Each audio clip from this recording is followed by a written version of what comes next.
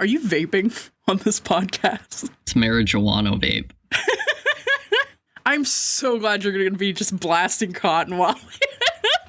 I'm literally hotboxing right now.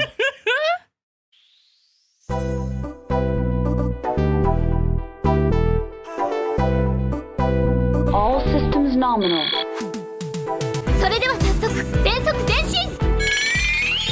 You don't know what the weak point of a mech is? The fucking pilot. Get away from her, you bitch! His papers say he was a raven. Protocol 3.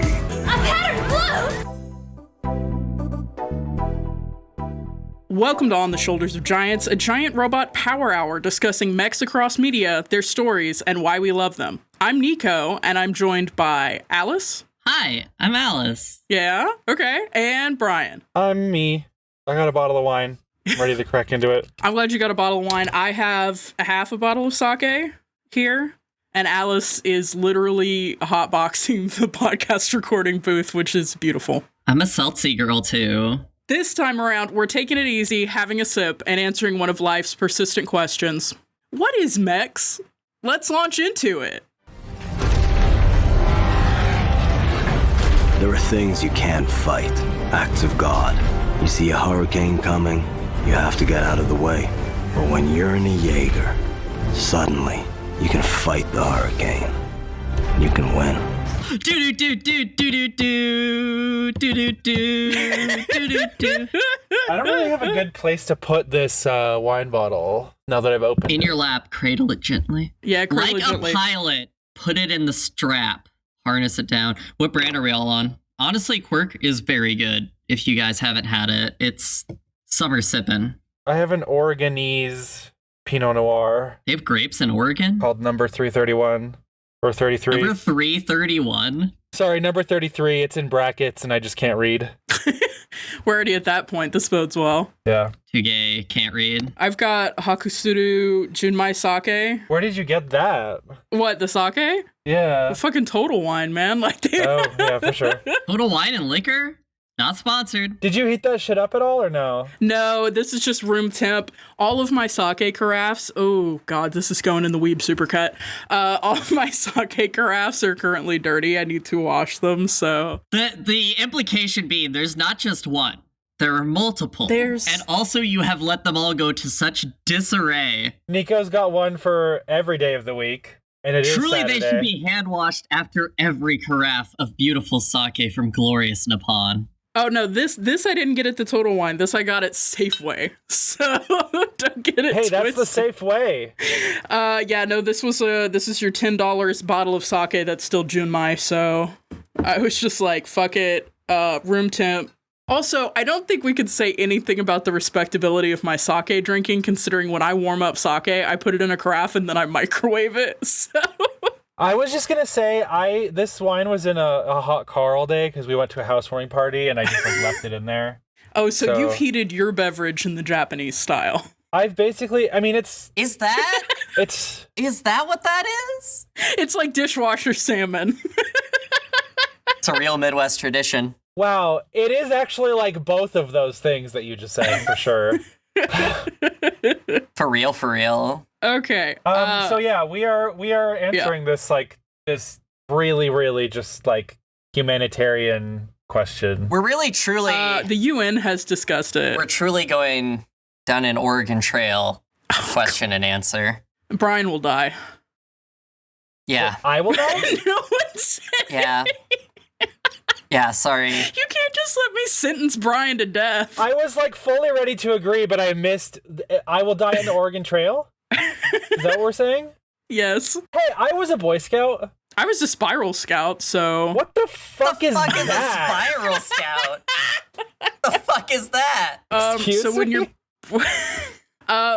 when your parents are pagan, they might take exception to, the girl in the Boy Scout pledge, which I believe both mention God by name. I mean, What yeah. is God? What is God's name? Real quick. Yahweh. They mention that specifically Thank in you. the Boy Scout pledge. Thank you. Oh my god. Unbelievable.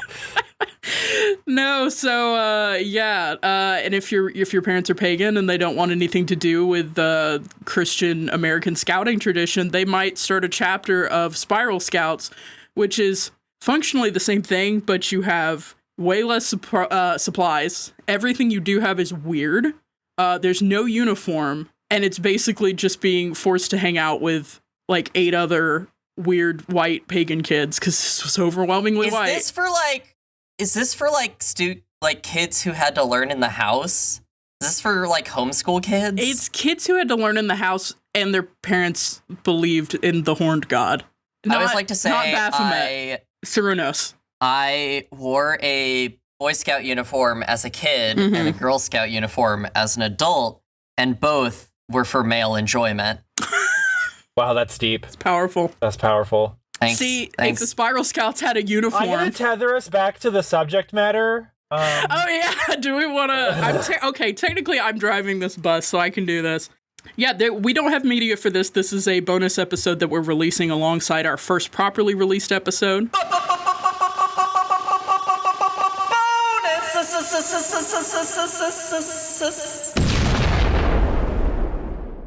Bonus episode. Bonus. Yes.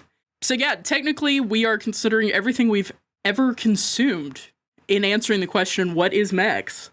And yeah, this is kind of to celebrate. At the time of this release, we'll have released 1 episode. At time of recording, we have recorded 3 episodes. Technically 4 with the hidden demo. And yeah, we've come a long way. So there were laughs, there were tears, there were beers, there were cheers. This is the first time we're having beers or cheers. Yeah, I was gonna say this is explicitly the first time that we have cracked open a cold one with the boys on air.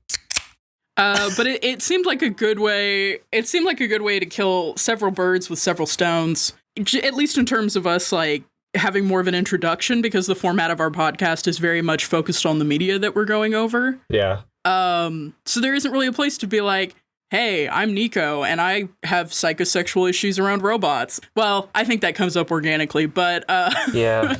There's not really a natural place for us to put introductions and really talk about our background with mechs. Does that mean that you're attracted to the Psycho Gundam? Is that what that means? I don't know what that is, and I'm so afraid of it. Yeah, you've got to know that we don't know what that is. Okay, continue. Don't look it up. Okay. We'll be covering it, don't worry. So yeah, I mean, this isn't required reading for the podcast by any means, but it'll probably be informative as far as our perspectives, our backgrounds a little bit, and our motivations for doing this podcast. So yeah, I mean, we can just jump into it if we want. Let's launch into it. Oh, fuck me. We did that one already, though. We've already launched, now we have to jump. We're launched. Doesn't mean we can't use it more than once. Send in your thoughts on this answer. Can we only launch once per episode? osgpod@gmail.com. I think it's ideal if you can launch more than once a night, but, if you can't, it's more about your partners. Also, to be clear, the email is questions@osgpod.com. The email that Alice just said will not get you anything.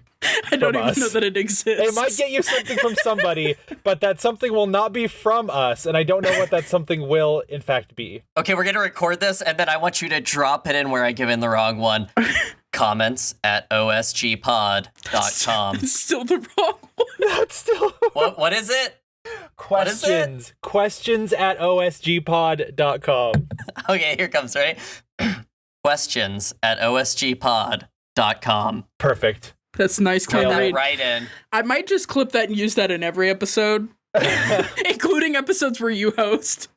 So I wrote up some brief interview questions to kind of guide this, hang session to kind of celebrate the milestone we hit. So we'll start with Alice because we always go in alphabetical order, or we have since I decided that maybe it would be a good idea and impose that on my friends. We're pulling back the curtain. We're telling you the tricks, the deets, for those real fans. Okay. Do you want to read the questions? Because I keep laughing at the fact that you said that email wrong twice. I don't. I got it. I get the Google Drive up. I just wanted to stare at your beautiful faces. The questions were, Uh-huh. What was your first exposure to mechs? What are some of your favorite pieces of mech media? And which mech is your favorite and why? Okay. So your first exposure to Give me mechs. the first one, but slower. What? was your first exposure to mechs? That's when you say it that way. I'm giving the real NPR. My first exposure to mech was afternoon anime, because like for a lot of us growing up, you know, you got that afternoon block of anime that was just like usually like a Sentai Ranger show or mecha or Dragon Ball Z style show, a shonen. Is it shonen, the one where they fight upper rank? Yeah. The ones where they don't make out and they do fight. I'm just so close to so many other genres. Listen, the rituals are intricate. The rituals are intricate. But that was my introduction to kind of the genre, was just running home from school to watch that. I remember being at a family friend's house and we were just all using the pool. And I was like, I gotta stop. Afternoon anime is almost on. And I went wet as shit. And I asked the owners where I could watch some anime. Because I didn't live there. I didn't know where the TVs were. Yeah. Instead of me answering all three, can we go round robin style? Because I don't. Yeah, that works. We don't have to do like a big interview block. Also, I just spilled a little bit of sake on myself and realized the only thing I have to like clean up is this roll of toilet paper, which is for some reason. Have that? I don't know. I think I had the sniffles at one point, and so I just had. You jerking it next to the computer? You're looking at the mechs and you're like, oh got baby, everything I need. oh baby, oh baby. Oh my god. Jesus Christ. I'm so glad we don't record our cameras. I don't want to. Do you need to go get something to clean? Do you need to go clean yourself? It was just a little bit of the sake from the bottle because I was listening cameras, to you. I'm gonna get the Joe Rogan corner of the ceiling camera. Where you're like 5 meters away from me, and I'm just hunched over a laptop like mecha. I was thinking when you last hit your vape that it kind of reminded me of like every podcast where they do like a shot from like inside the radio studio and somebody's smoking or vaping. I'm like, this is that good energy. This is that Elon Musk smokes a blunt energy. Which is a bad energy. Hey, Brian, what was your first exposure to mechs? This is so hard to remember because like I know that it was at my dad's house because that's where I watched all anime and all most media that I wasn't supposed to watch. Yeah, that's real. And no, I mean I didn't have like super strict rules on what I wasn't supposed to watch, but like you wouldn't put like Akira on for your kid while you were making pancakes or something. You wouldn't. Or I would, but you wouldn't download a car. Look, I'm deeply broken. It was either. Is it Shining Gundam where they like come up through the black shit and it like suctionizes to their bodies and they do like judo in their cockpits? That's G Gundam, which has Shining Gundam. Oh, sure. Okay. But yes, that is the one, and what an amazing first start. I remember that sequence so specifically. I talked about on the Escaflowne episode. I remember the skydiving sequence so specifically. Mm-hmm. I remember Evangelion, and I also remember Ghost in the Shell. Very, very young Ghost in the Shell. Wait, what I feel like they were playing that on either late night TV or even sometimes like mid late night TV for like decades. Well, my dad also had all of these things on DVD and VHS and in manga form and Betamax as posters and so yeah, wall scrolls, polyester wall scrolls, huge wall scrolls, LPs, EPs. No, sorry, I've got to ask, what age were you when you saw Evangelion? It's okay, the statute of limitations has to be up. I literally do not remember because I know that it was probably several times before I even like developed long-term memory because my dad had Gunpla of Unit 0 and Unit 3, I think. Hell yeah. When I was like an infant. So like it was absolutely playing several times throughout my infancy. I'm positive of that. That's so funny to me because I saw it when I was 27 years old. I don't think it's that old actually for me to be an infant with it, but like, you know what I mean.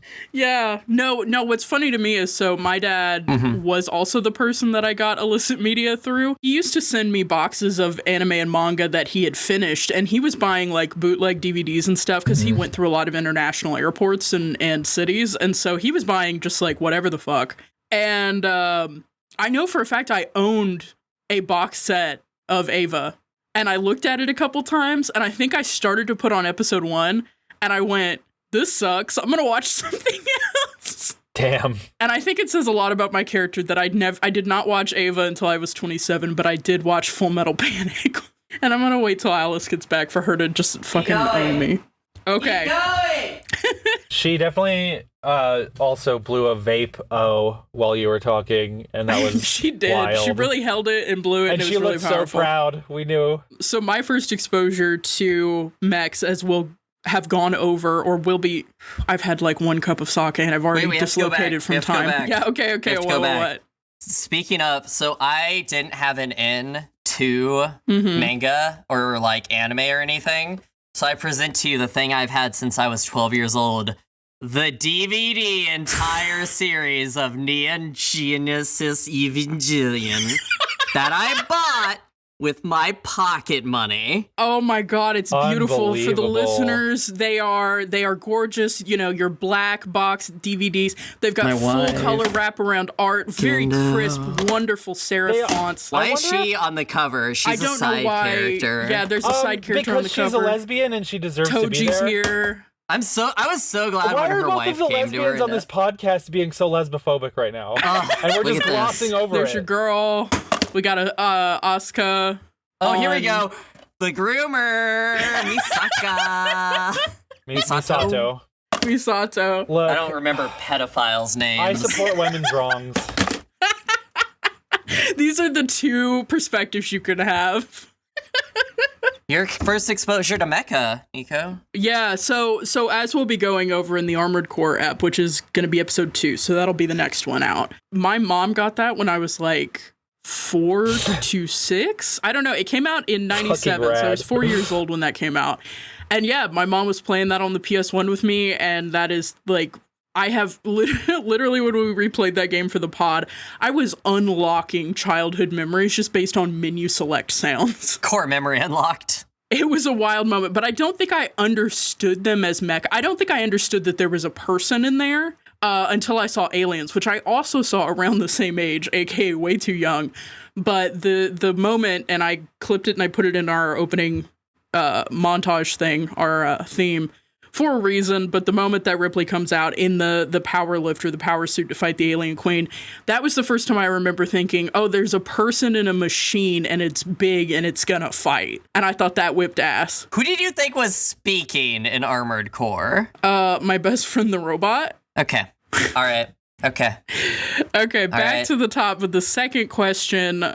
What are some of your favorite pieces of mech media? So, Alice. Drop this in when Brian said crack a cold one with the boys.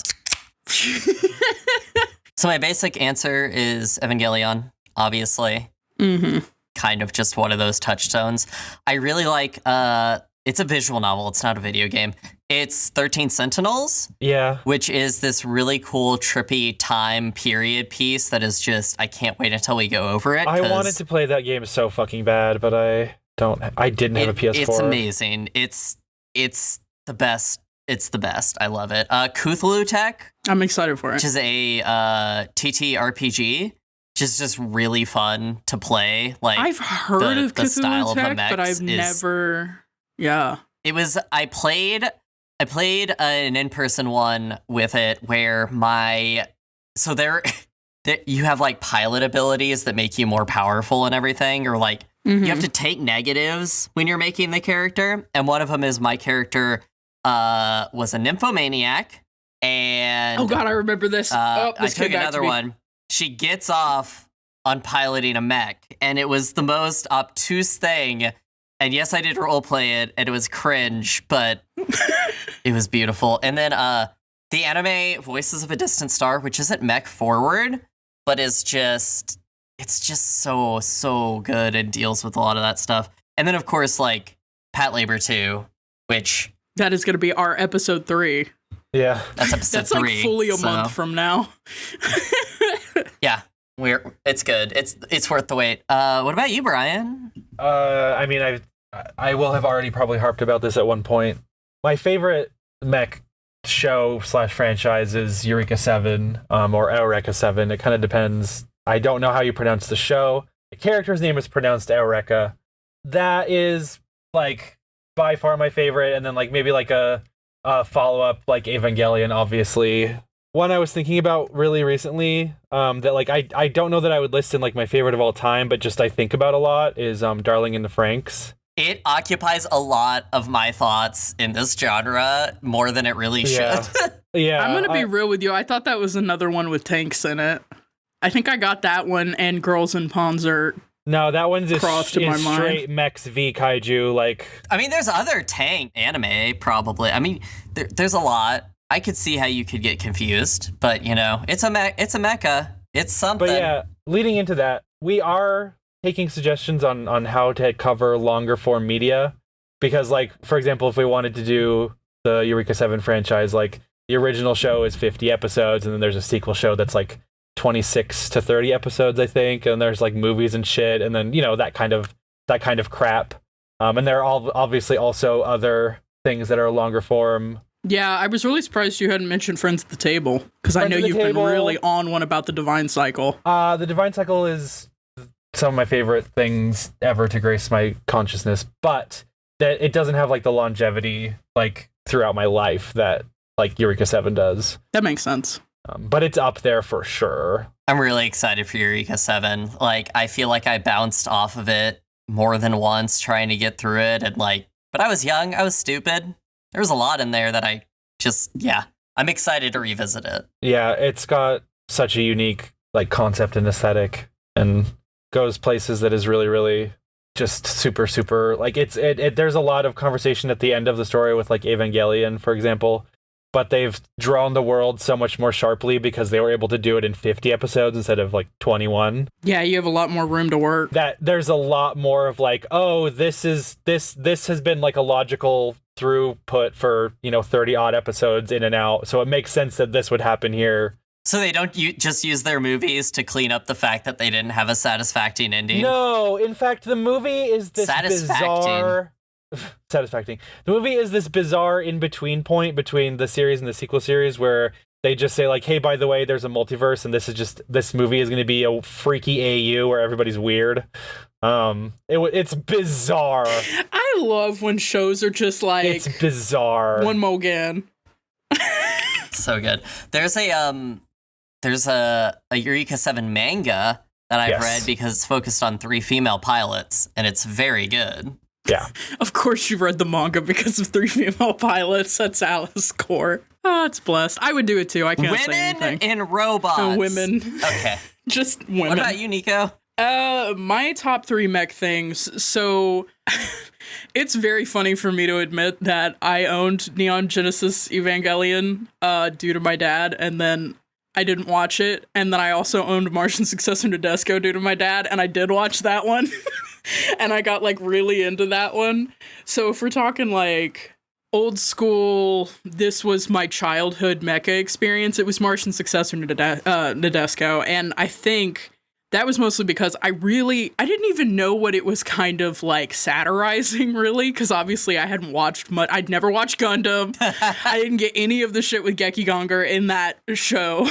I didn't get any of the references, and I didn't get any of the tropes it was pushing against, but I love the fact that, like, the teenage boy mech pilot... Well, I did after I watched Full Metal Panic, because Full Metal Panic is literally just shitty mech tropes. So I kind of got it. It's the breeder of the tropes. It's so awful. I love it. And again, it was important to me. But no, Martian Successor Nadesco, like the main character in that, really just wants to be a cook, and I adored him so much. And I loved Eureka, I think her name was Eureka too. That's weird with Eureka 7. I feel like I'm looking into the fucking Matrix. I don't know. Her name may have been different, but anyway, blue-haired anime chick. It's all connected. It's all connected, but the blue-haired anime chick who was the love interest in Nadesco, I really enjoyed, and like, I don't know, I loved it. I didn't really get a lot of the robot stuff, but I loved a lot of the Space War stuff, and I loved a lot of the human interest stuff, because that also does I think has turned out to be one of my favorite things in mech anime, which is like, okay, let's zoom out to the B-plot. Like, let's look at the crew. Let's look at the main guy's chef mentor, who is my favorite character to this day in that show. I love his chef mentor. But the big iconic one that probably put me in a place where I would want to do this show was Pacific Rim. Oh, sure. 10 years old. I'm crumbling into dust. It's 10 years old. Yeah. I remember hearing about that coming out. and I really liked Idris Elba, and I liked Guillermo del Toro, and so when I heard what the movie was going to be about, I got really hyped for it. I think it was like my freshman year of college, and so they were doing the movies at college campuses type thing in the auditorium. I went and saw it 5 times at the free movie showings because I could. There was a period of time I could quote Raleigh's whole opening like soliloquy that he does about being in a Jaeger, and like that movie is still in my heart a lot. I've never seen Pacific Rim 2, and we're gonna do that for the show, so we'll see how that goes. Oh God, I didn't realize it was so important to you. I'm so sorry that we're gonna cover this movie. Listen, to be clear, I'm kind of a Pacific Rim 2 defender in the sense that it's a fun bullshit movie. But it's disrespectful. Let's just say that. Disrespectful. I want to believe in John Boyega because I love John Boyega. Yeah. Oh, he's great. He's the great only reason I ever watched the original trilogy of Star Wars, and we all saw how that turned out. Yeah. Take a big sippy there. And yeah, so I mean, I'm interested. I'm interested in where they go with it, but I don't have high hopes. And then the last little thing I threw off was I love TTRPGs about mecha. The one we've been playing as a group has been Beam Saber, but like there are a lot of really good Lancer memes that I've been reblogging to the OSG Tumblr account. I'm interested in all of that. And a little one that I was very interested in was the game Echo with a Z, or not a Z, with a 0 at the end instead of an O. Echo with a Z, but it's silent. It's just like post-war core. It's about kids finding fragments of a pilot's consciousness trapped in an old mech. Love that. And like, it's really cool. I enjoyed it a lot. And like, hot girl also, shit. I don't know, Nico, if you were talking about the game that all 3 of us are playing, but that's actually Armor Astir. Oh, I'm fucking stupid. Yeah. We're playing Armor Astir. hard. I've also been interested in playing. Oh, that's where I got confused. I reused a character that was going to be an NPC in a Beam Saber game that I was going to run as my PC in the Armor Astir game, and so that's I got so my wires Corey crossed. did the same thing. The exact same thing. That's really funny. Yeah. We were just like, man, someday I'd really love to play Beam Saber. Oh, someone is running any mech game? All right. Anyway, that brings us back to the top with Alice. Alice, what's your favorite mech and why? Beam Saber is that VR game, right, where you dance? Yeah, it's that one. I was really excited to play as my character in that. I always roleplay when I play VR games. It's about immersing yourself in the character. This question was really hard. I'm gonna level with you. I struggled for a while, and I realized while thinking about this that I'm actually usually in love with the pilot and not the mech, and see the mech as an extension of the pilot. But then I was like, well, the question wasn't for my favorite pilot, because I could give you an answer on that. So I thought, okay, just machine. Yeah, Char Aznable. He's my Oshi. Never betrayed anyone in my life. I could put the drop in. I still have that clipped. I've never betrayed anyone in my entire life. Yeah, he's so great. So I think, so then I was like, what's a machine that I love? That I really just loved in a mecha, but I hated the pilot, and I wanted anyone else but him. But I loved the mech so much, I was still following the story.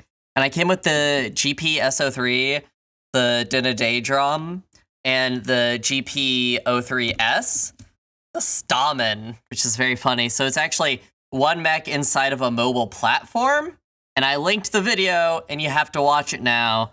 But it's basically a mobile weapons platform built for space that then has a main mobile suit that comes out of it. And this is from Gundam 0083 Stardust Memory, which is my favorite of the Gundam series because it's literally just Top Gun in space. And so that is my answer for this question, I have Brian. great news about Gunbuster then. Yeah? Yeah. This mech is cool. I like to look at it. I like to look at it. It's really chunky. I'm really into how chunky it is. I really like the Who's this fucking guy? The Star Destroyer-esque array of fucking thrusters in the back. Jesus Christ, that was so many thrusters. There's so many. There's so many. I love the pan over his eyes. Yeah. Oh, sweaty. Oh, I like the aperture. Smelly cockpit alert. Oh. Okay, he's that sweaty whips. in I gotta there. stop watching that. It whips. Brian, what about you? Stop watching mech anime and answer the question about mechs. I am so sorry for watching mech anime on our show about mech anime. Wait, real quick. Also non-anime. Everyone shut up. Alice, what was your favorite pilot then? My favorite pilot? Mm-hmm. It's a bad take. Can I preface it with that? This is a safe space. Well, it's a podcast, but safe space. Oscar Langley. Oh yeah, Eva. That's right. I got stickers that have got to go your way. Yeah, she's yeah. There's a lot to that. Yeah. There's a bonus episode. Fucking rules. Like we don't have to be. That doesn't have to be weird, personally. But it just can get weird. Is the only thing. What's Madoka's girlfriend? Who? Minoka? Who? Madoka from Madoka Magica. What's her girlfriend's name? Homura. Time travel. My favorite pilot is Homura. I just know her as time travel. Is time travel a mech? We'll get into it. All right. Okay. So Brian, what's your favorite mech? This is a really difficult question. Right? I mean, like the boring kind of obvious answer is Eva Unit 01, just because like that's one of the coolest color schemes possible. And there's I feel like all iterations of that show know that that's the coolest mech because it gives it the coolest scenes and it's always like the most iconic kind of. It gives it the fucked up creature scenes. Yeah. So there's that one. Then there's like the type TheEND from Eureka 7, which is like a black version of the main mech in that show. And it has lots of creepy eyeball stuff going on. Ooh. This is cool as hell. Yeah. The pilot pilots it with like this weird interface where she's just like plugged in by her hands and feet to this weird eyeball thing. It's super cool. And that one also has super cool like rocket guided rope claws that it shoots. Just like everything about it is super like sinister and cool and evil. And it has got huge dick energy, I will say that. Does it really? The one that I found, the Nirvash type TheEND. Yeah. Oh my god, this cockpit is amazing. Yeah. I forget about that because I've played both of the Zone of the Enders games. I'm so blind to robot cock. This is the character design. This is the girl that I love from this show. Anemone. This is the waifu. Yeah. This is very powerful though. I love it. So there's that one, and then Anemone is also maybe my favorite pilot. I also just really love Aureka though. But I remember I just love her story. Yeah. She has a sad life, and she's very Dylan Dow without the gender politics, actually. So worse? In a lot of ways. I just love an abused woman. The mech can fix her. Cut this. No, you know what? I agree. I think all women should get mechs, and that would fix us. I have to tell you that the mech does fix her. It really does. Unfortunately. Oh my god. But yeah. I also love, I mean, if you just Google Anemone Eureka 7, her just default outfit is so cool. I love her so much. It's so good. Style. That's really cool. I'm excited for that. What about you, Nico? What a mecha you like? So I'm literally the opposite of Alice. I don't give a shit about pilots. The fuck you doing?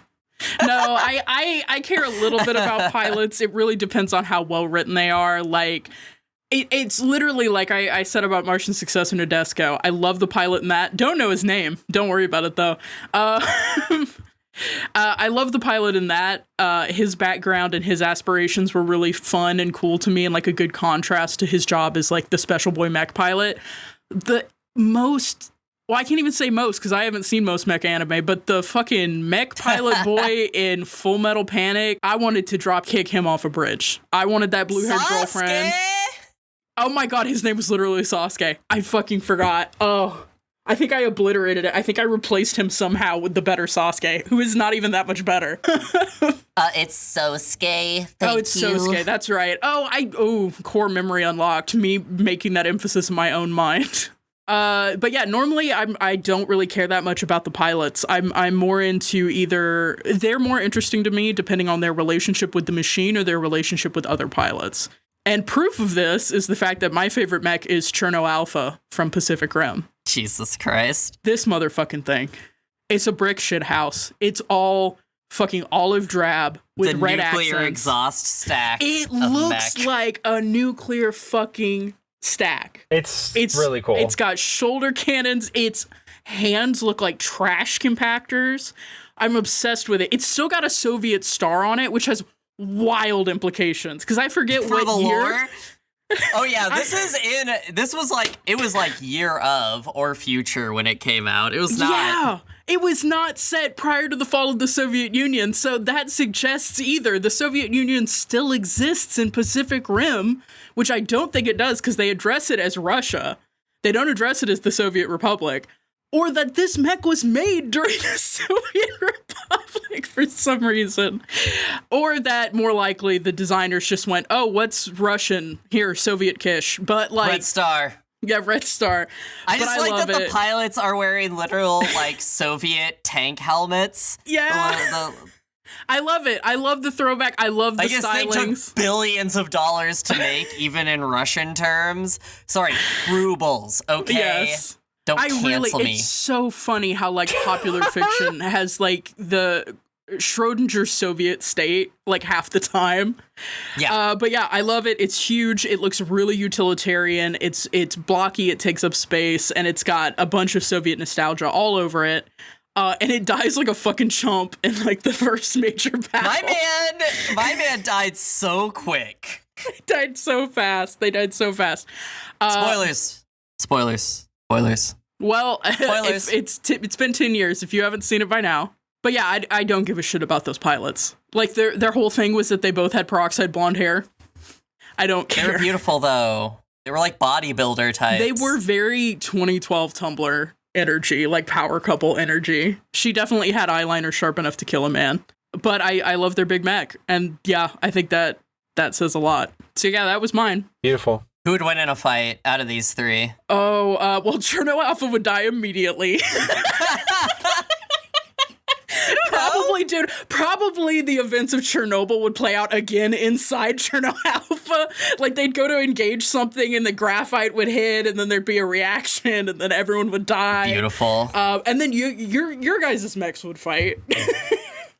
Both of our mechs can fly, which is like the big difference. Yeah. I'm going to say Unit 01 because it's a horror beyond comprehension. Oh, yeah. If it's Unit 01, it'll just initiate third impact if it's about to lose. Yeah, that's it. Like, in-game. Sorry. It was Lance of Longinus, the GP03. Just... Yeah. And the people who were in the process of trying to do the environmental mitigation on my fucking mech, just like, well, guess we don't have to worry about that now. Oops, third impact. Human instrumentality. Do you think Cherno Alpha disposes of used plutonium like it's pooping? Like, do you think it ejects it out the back? Used plutonium rods? I feel like international nuclear waste handling treaties would say no, and I feel like good Soviet design would say yes, it's international waters. What's the next segment? Is this when we go over the alignment chart? Because I have thoughts on what a mech is. Is this where I give my alignment chart, actually? But is this where we give our one sentence? What is a mech? The next bullet point is actually talk about how we became friends briefly and why we launched this project. Oh, yes. Okay. Alice. Sorry, I'm Googling something. Go. We met playing games. I've touched both of you. It's true. Consensually. Yeah, that is wild. Yeah. Have you two touched? Yeah. Yeah. Wow, everyone We've in this touched. podcast has touched but not physically. all together. A dream. Yeah. Soon. We've Soon never had a live session. I'll just introduce this cleanly. Yeah. So we wanted to talk a little bit, or I wanted to talk a little bit about how we became friends briefly and how and why we launched this project. And so, yeah, as Alice mentioned, we met when we started playing TTRPGs online and met through Roll20 in 2014, right? It's been almost 10 years. Dear God. Yeah, it turned to dust. I'm ageless, so time has no meaning. Yeah, we met back then. Couldn't be me. I killed a bunch of characters, and then Alice killed my character, and then we were friends forever. But no, like we stayed in touch after that game ended. We played more games together, and then eventually we were playing a game, and another mutual friend introduced Brian to us. Yes. Brian, when was that? Brian, how did you meet us? Yeah. It was 2018 because I had just moved to Denver. That's right. It was 2018. Okay, so we're at like 5 years there. Yeah. Alice has seniority, so anytime we have to talk about holidays, I'm sorry. I'm the senpai. But yeah, Real quick, I joined a play-by post of Stars Without Number by Kevin Crawford. That had you guys in it. Shoutouts. Thank you, Kevin Crawford. And I'm saying this because the story arc I joined in on immediately had a mech fight. I don't know if you guys remember this. That's right. It immediately had a mech fight. We weren't involved at all, I don't think. I wasn't. Yeah, no, I don't think we were. I was involved in the sense that I was an engineer, but anyway. That's right. It was like mech underground MMA fighting. Yeah. Right? Yeah. Oh my god. I had almost forgotten that because that was the same arc where my character literally went into tachycardia, so I kind of forgot what happened the rest of that arc. And then killed a guy immediately. You killed a guy immediately to get special eyes, and my guy went through addiction recovery. Tabletop games are so sick. Yeah. Alice is lost in reverie. Alice is fucking Alice lost. is fantasizing about milk. When was this? 2018. This was okay. No, all the what part characters. of the arc was this? This was when we were all on the Japanese city ship. No. This was before that. This was like the weird, scrappy desert planet. Oh, right. And then we went there because that was our bonding activity. Was I had your character throw my character in the ocean. Yeah. Wow. Yeah, no, that's a throwback. Anyway, so we became fast friends, and then we've talked and played video games and hung out since. And yeah, I think we all kind of kept joking, like, you know, we all really love mechs. It's like, haha, we should start a podcast and blah blah blah. We should start a podcast. We kept talking about it. But I think, at least on my part, like, it was kind of a trope for me that a lot of people started podcasts during lockdown. And they did it, like, there are people who are bakers and get up at like 4 a.m. to start going and baking stuff.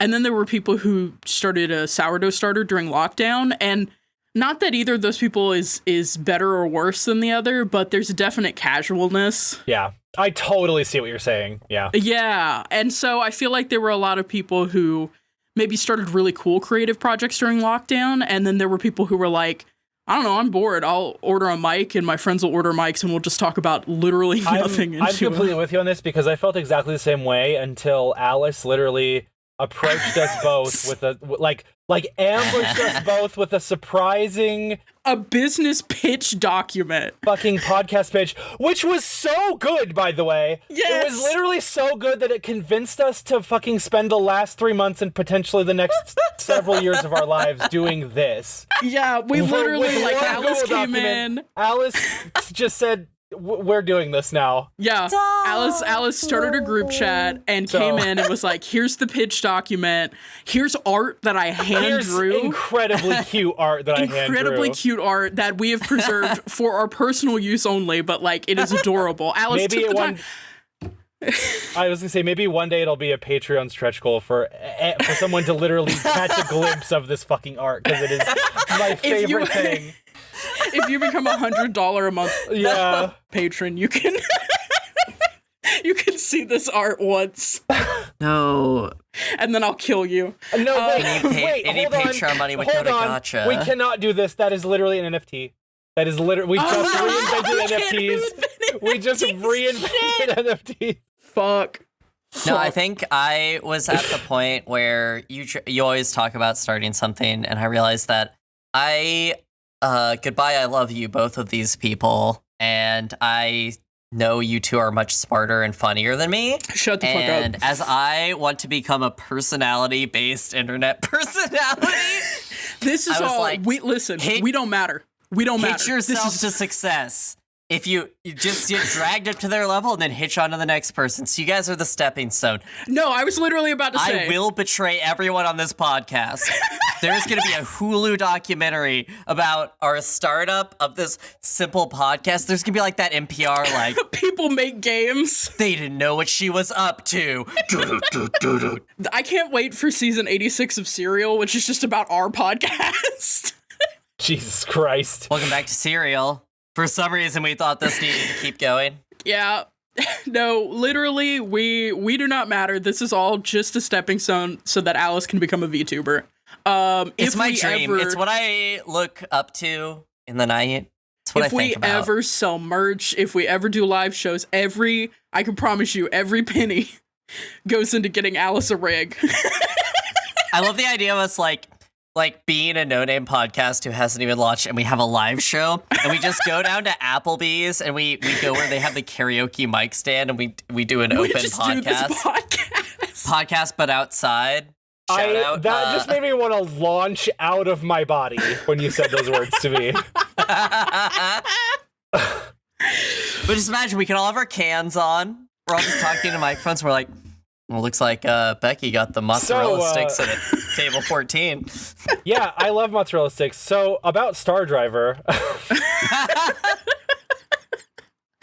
And I'm just getting tanked off of the shittiest Applebee's pina coladas I could find. Oh, Jesus Christ. I do want to say, if you're listening to this, you're probably one of the 5 friends or family where we're like, you have to listen to this. We need to get the numbers up. And I appreciate you, but like not in a weird way. I appreciate you in a weird way. But I do love you, but okay. Yeah, Brian's getting nasty with it.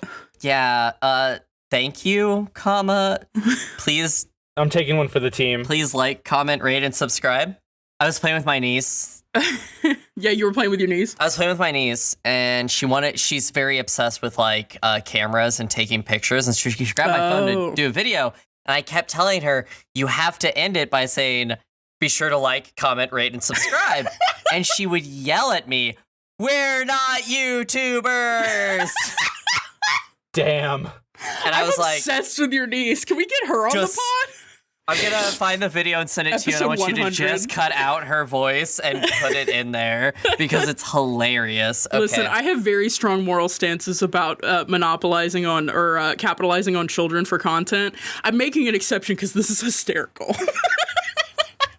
Thank you. But no, so Alice came in, like grounded with a pitch document, with art, like with a plan and with a very sincere ask. And I think, at least for my part, I was like, oh, I gotta meet you there. Like I said, I had in my mind that it's like people have started podcasts really casually. And if I'm gonna do something like this, which is gonna have a lot of moving parts and have, friends who I care about counting on me to deliver certain things, I want to take it very seriously. And so Alice initially was like, yeah, I'll cut together the podcast. But I had done a couple semesters audio editing and digital content creation and multimodal projects and stuff in college. And I was like, okay, are you editing because you're interested in audio editing, or are you editing to make this happen? And Alice was like, to make this happen. And I'm like, okay, I'm a freaking pervert.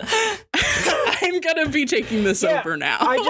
One of the things that I think, not to be just like horn tooting over here, but one of the things I think that we have that's like just super special to me is that like all of the like kind of branding, graphics, audio, like most of that content was sourced and put together and designed by committee, by us. Mm-hmm. At least right now. I think we have plans to kind of upgrade at some point.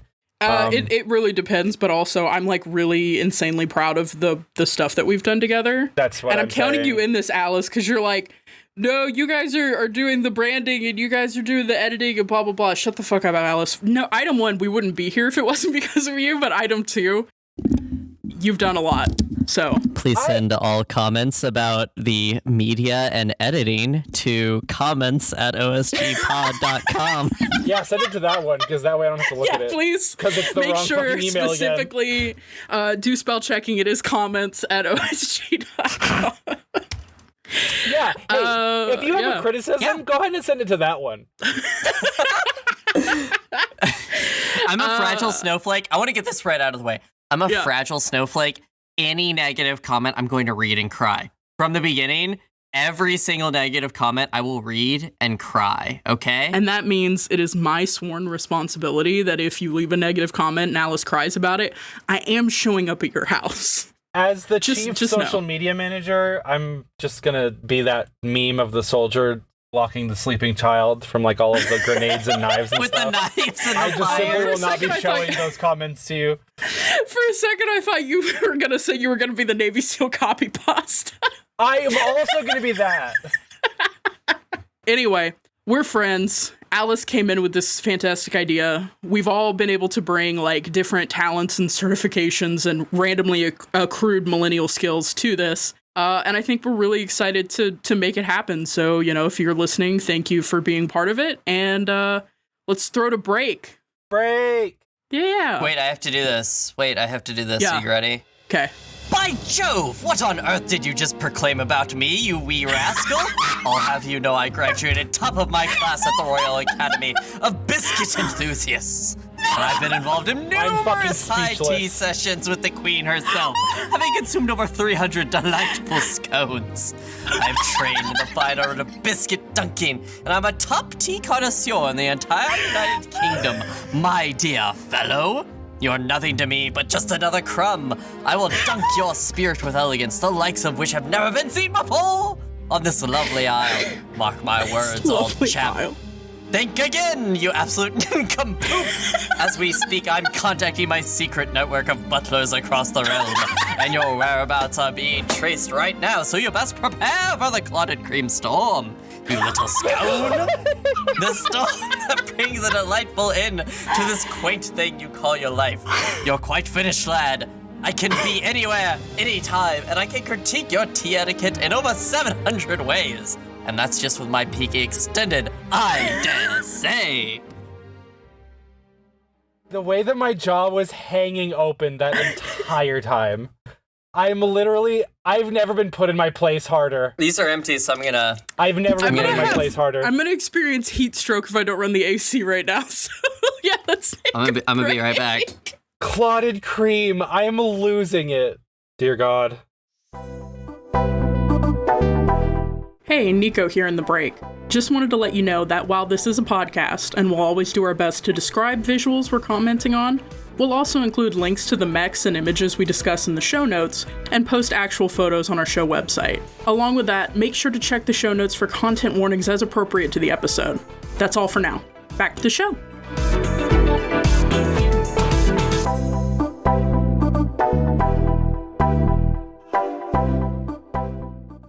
I've got to slurp this sake like some kind of little beast because I filled my cup too much. It's kind of gross. That's kind of gross. Wow. This is suddenly not a safe space. Welcome back from the break. Send comments to questions@osgpod.com. Yep. You got it. This is where we always say that. So I'm really... We always say in the show notes, you're going to find yourself a mech alignment chart. And we're going to have some discussions. Yeah, this mech alignment chart was, if not put together, at least posted by, what is it? Beth Posting? Beth Posting. Yeah, I think it's at Beth Posting on co-host. Yeah, it was a co-host post. Oh, people in co-host call it chosting. C hosting. Oh, I hate that. I don't know if I can get behind that, y'all, on co-host. Can we just talk about that really quick? It just sounds like chode. It sounds like chode. Exactly. I'm not sure if I'm ready for these hot takes. Well, Can I be for real right now? You got to be ready for hot takes if you start a podcast. I have to come down on the top of this. I kind of want to hear both of yours one-sentence pitches on what a mech is. Like, if you had to say it in one sentence, what would you say a mech is? Well, see, I wanted to take a look at this alignment first to kind of jump us off, because I think it posits some strong ideas about what a mech is that I don't agree with, and I think that can help us.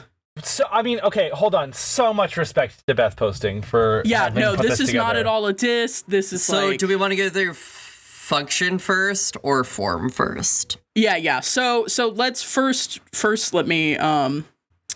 So there on the x-axis we have form purist, form neutral, form radical, and then on the y-axis we have function purist, function neutral, function radical. So that's where we start, and it creates a 9-block grid in your typical alignment meme format. Brian, do you want to run through some of these real quick? Sure. And we can kind of popcorn or whatever. Yeah. Are we just reading these? Yeah. Okay. You do the top row. Alice, you want to do the second row, and I'll do the bottom row? So if you're a form I think we should talk through them as we go through them one by one and talk through them. I'm okay with that. Okay. So form purist and function purist is a mech is a giant humanoid robot piloted by a person or people inside. And there's like an asterisk, like mobile suits from Gundam are mechs, basically. And I guess it's trying to say like only mobile suits from Gundam are mechs, like, and things. I think it's supposed to be an example. Yeah. It's an IE. Right. Let's go until we're uncomfortable with where it's going. So like you at least agree with this much of it. Sure. Well, I fundamentally disagree with parts of this, but I think we need. Yeah. I also do too, but let me move on first just to say that if you're form neutral and a function purist, a mech is a large robot or vehicle piloted by a person or people inside. And their example is a Jeep is a mech. Mm-hmm. And see, I disagree with that one, but I disagree with this one too. I agree with that one. If you're Alice, notable Mini Cooper driver. This is a mech. Alice, It's a mech. at this point, My car is a mech. you may have heard Alice famously argue that the watch in Escaflowne is a mech, so I don't know about any of this. Hey, it is. Continue. So if you're form radical but a function purist, you think that a mech is a big thing piloted by a person, a big thing, notably, piloted by a person or people inside. The Spirit Warrior from D&D's Spelljammer setting is a mech. Correct. I've never heard of this motherfucker.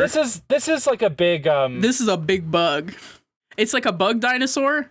So anything you can summon and or have around your body that is big, that is piloted by Carapace you or you and others inside. Is the word for bug Like a skin. carapace. Okay, yeah, And yeah. that was my row. Now, I have to say, this whole table makes an assumption about size that I fundamentally disagree with. I was gonna say there's Yeah. a z-axis here and it is size. Yeah.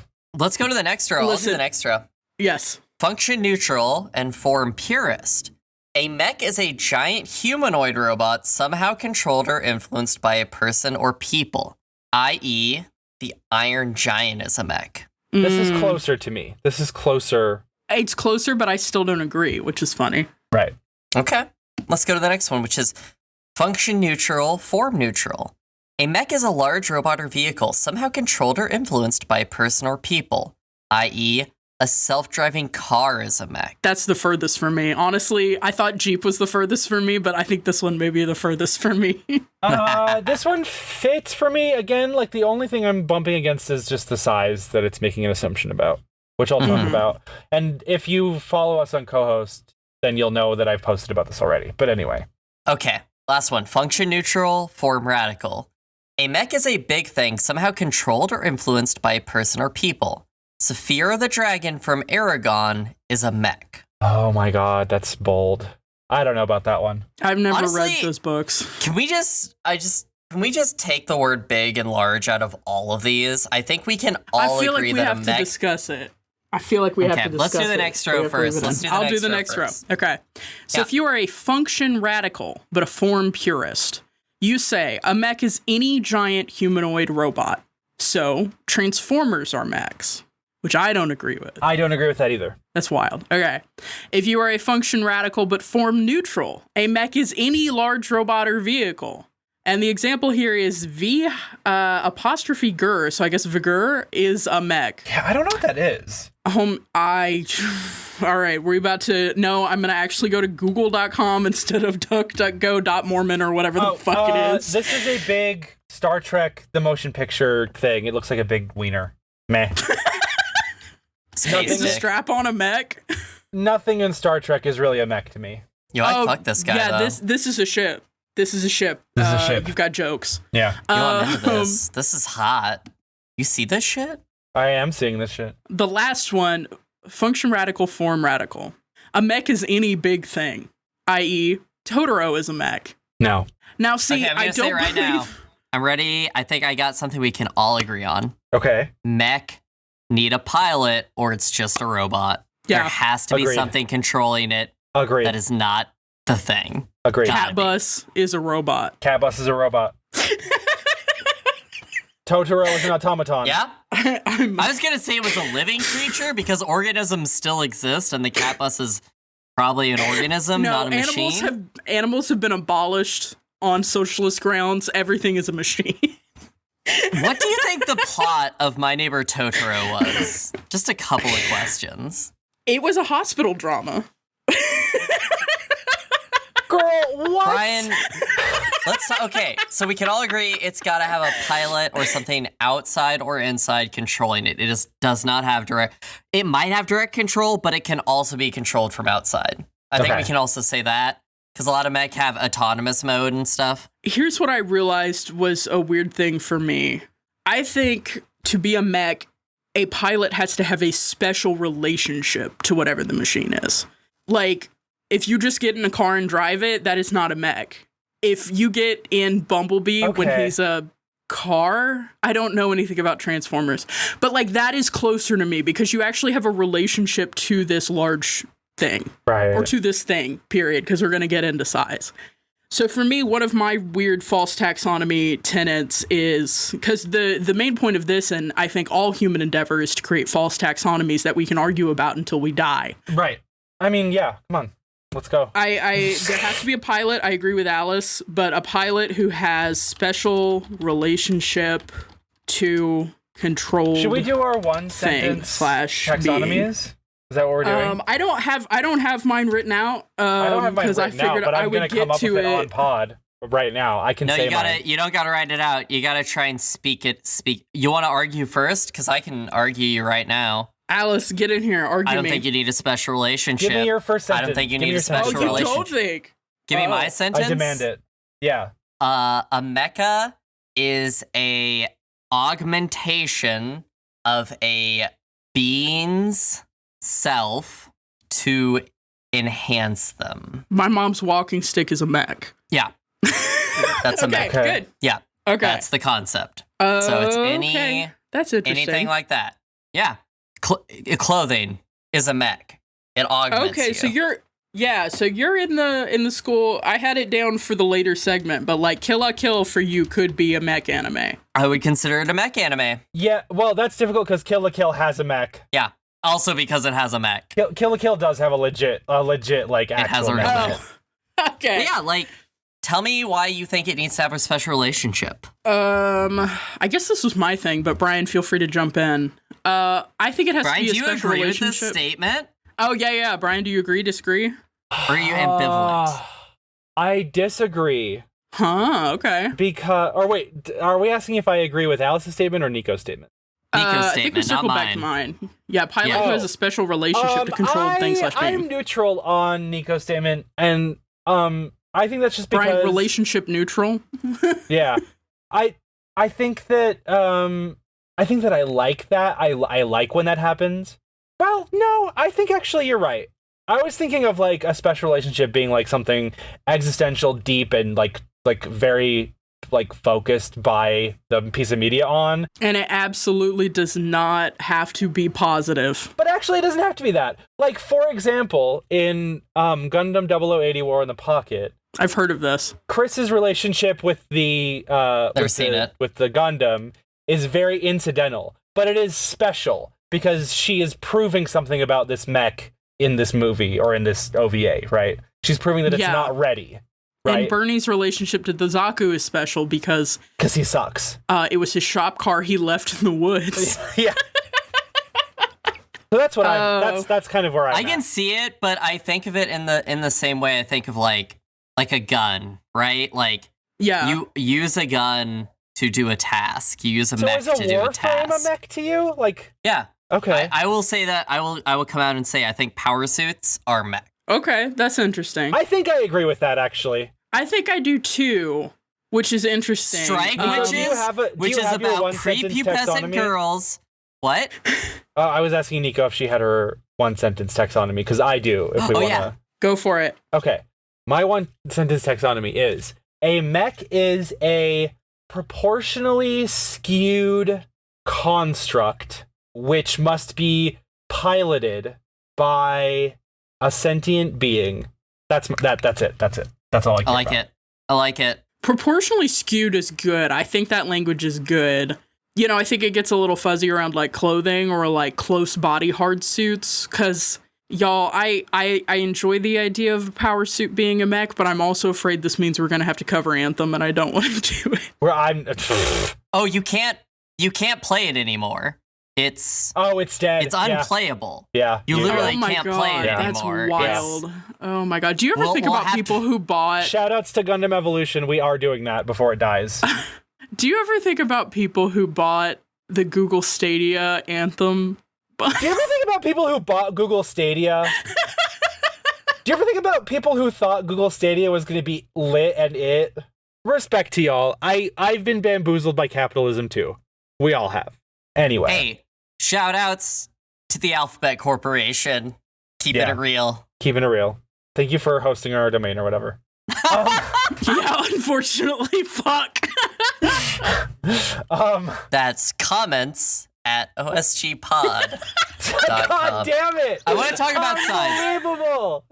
Let's talk about size. I want to talk about size. I'm not a size queen.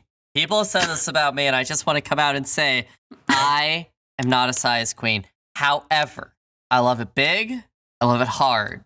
I love it small. I love it soft. I think a mech can be metal or organic, and I also think that it can be as big as, let's say, a planet in some cases, or as small as a prosthetic arm. Okay. I think that a mech can be microscopic. I love it. I'm so excited for the later segment. I have my one sentence. Let's do this one sentence. I need to know. Okay. I'm gonna do the one sentence. Yeah. So here's my stupid categorization.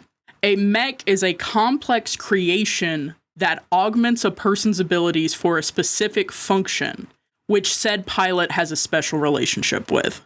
So I'm thinking about the fact that I think Nico's thinking about the fact that her Armorister character is in a actual relationship vis-a-vis romance with their mech. I wasn't even thinking about the fact that my character is literally in a romantic relationship with her mech, but here we are.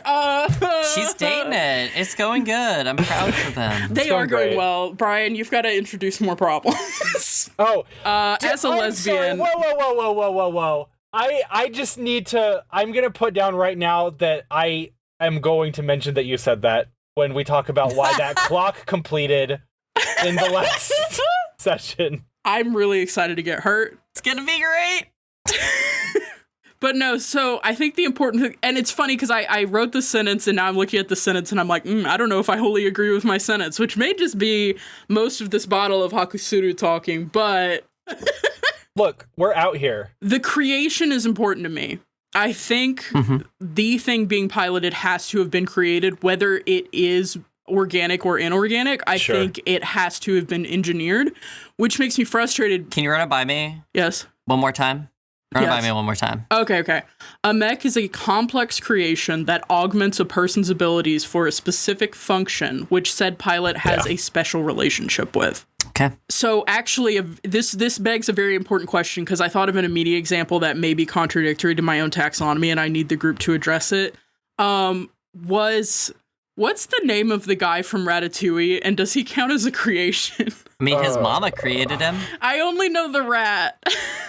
I only know Mr. Remy Ratatouille. I think because he has self-determination. No. Yeah, see, that's where I'm complicated. Situation. But honestly, I don't think. I think the mecha can't have self-determination. That's interesting, because then where does that leave you on BT and Titanfall? What about Unit 1? Yeah. I don't think BT had self-determination. Oh, that's fair. That's a little bit of an iRobot situation. What about Unit 1? What about the Nirvash? What about the type TheEND? I don't think any of those had self-determination. The type... Spoilers for Eureka 7. Agree. Spoilers for Eureka 7. Both. No, don't spoil it. No, it's not like a huge spoiler. Both the type TheEND and the Nirvash. Nico just took their headphones out. I don't want to spoil it. You're good now. He said it to me. Okay. You're good. I love you, Brian, but I really don't want to spoil it. It wasn't a big spoiler, and also I didn't get to say it, so it's fine. Okay, I'm glad. We cut it off. No spoilers cast. Let's revisit that part of the conversation. Yes. Okay. I think that one's worth looking at with my adult eyes. But I legitimately do not think Ratatouille is a mech anime for many obvious reasons. But also, it's funny to argue that it is when people take this too seriously. Yeah.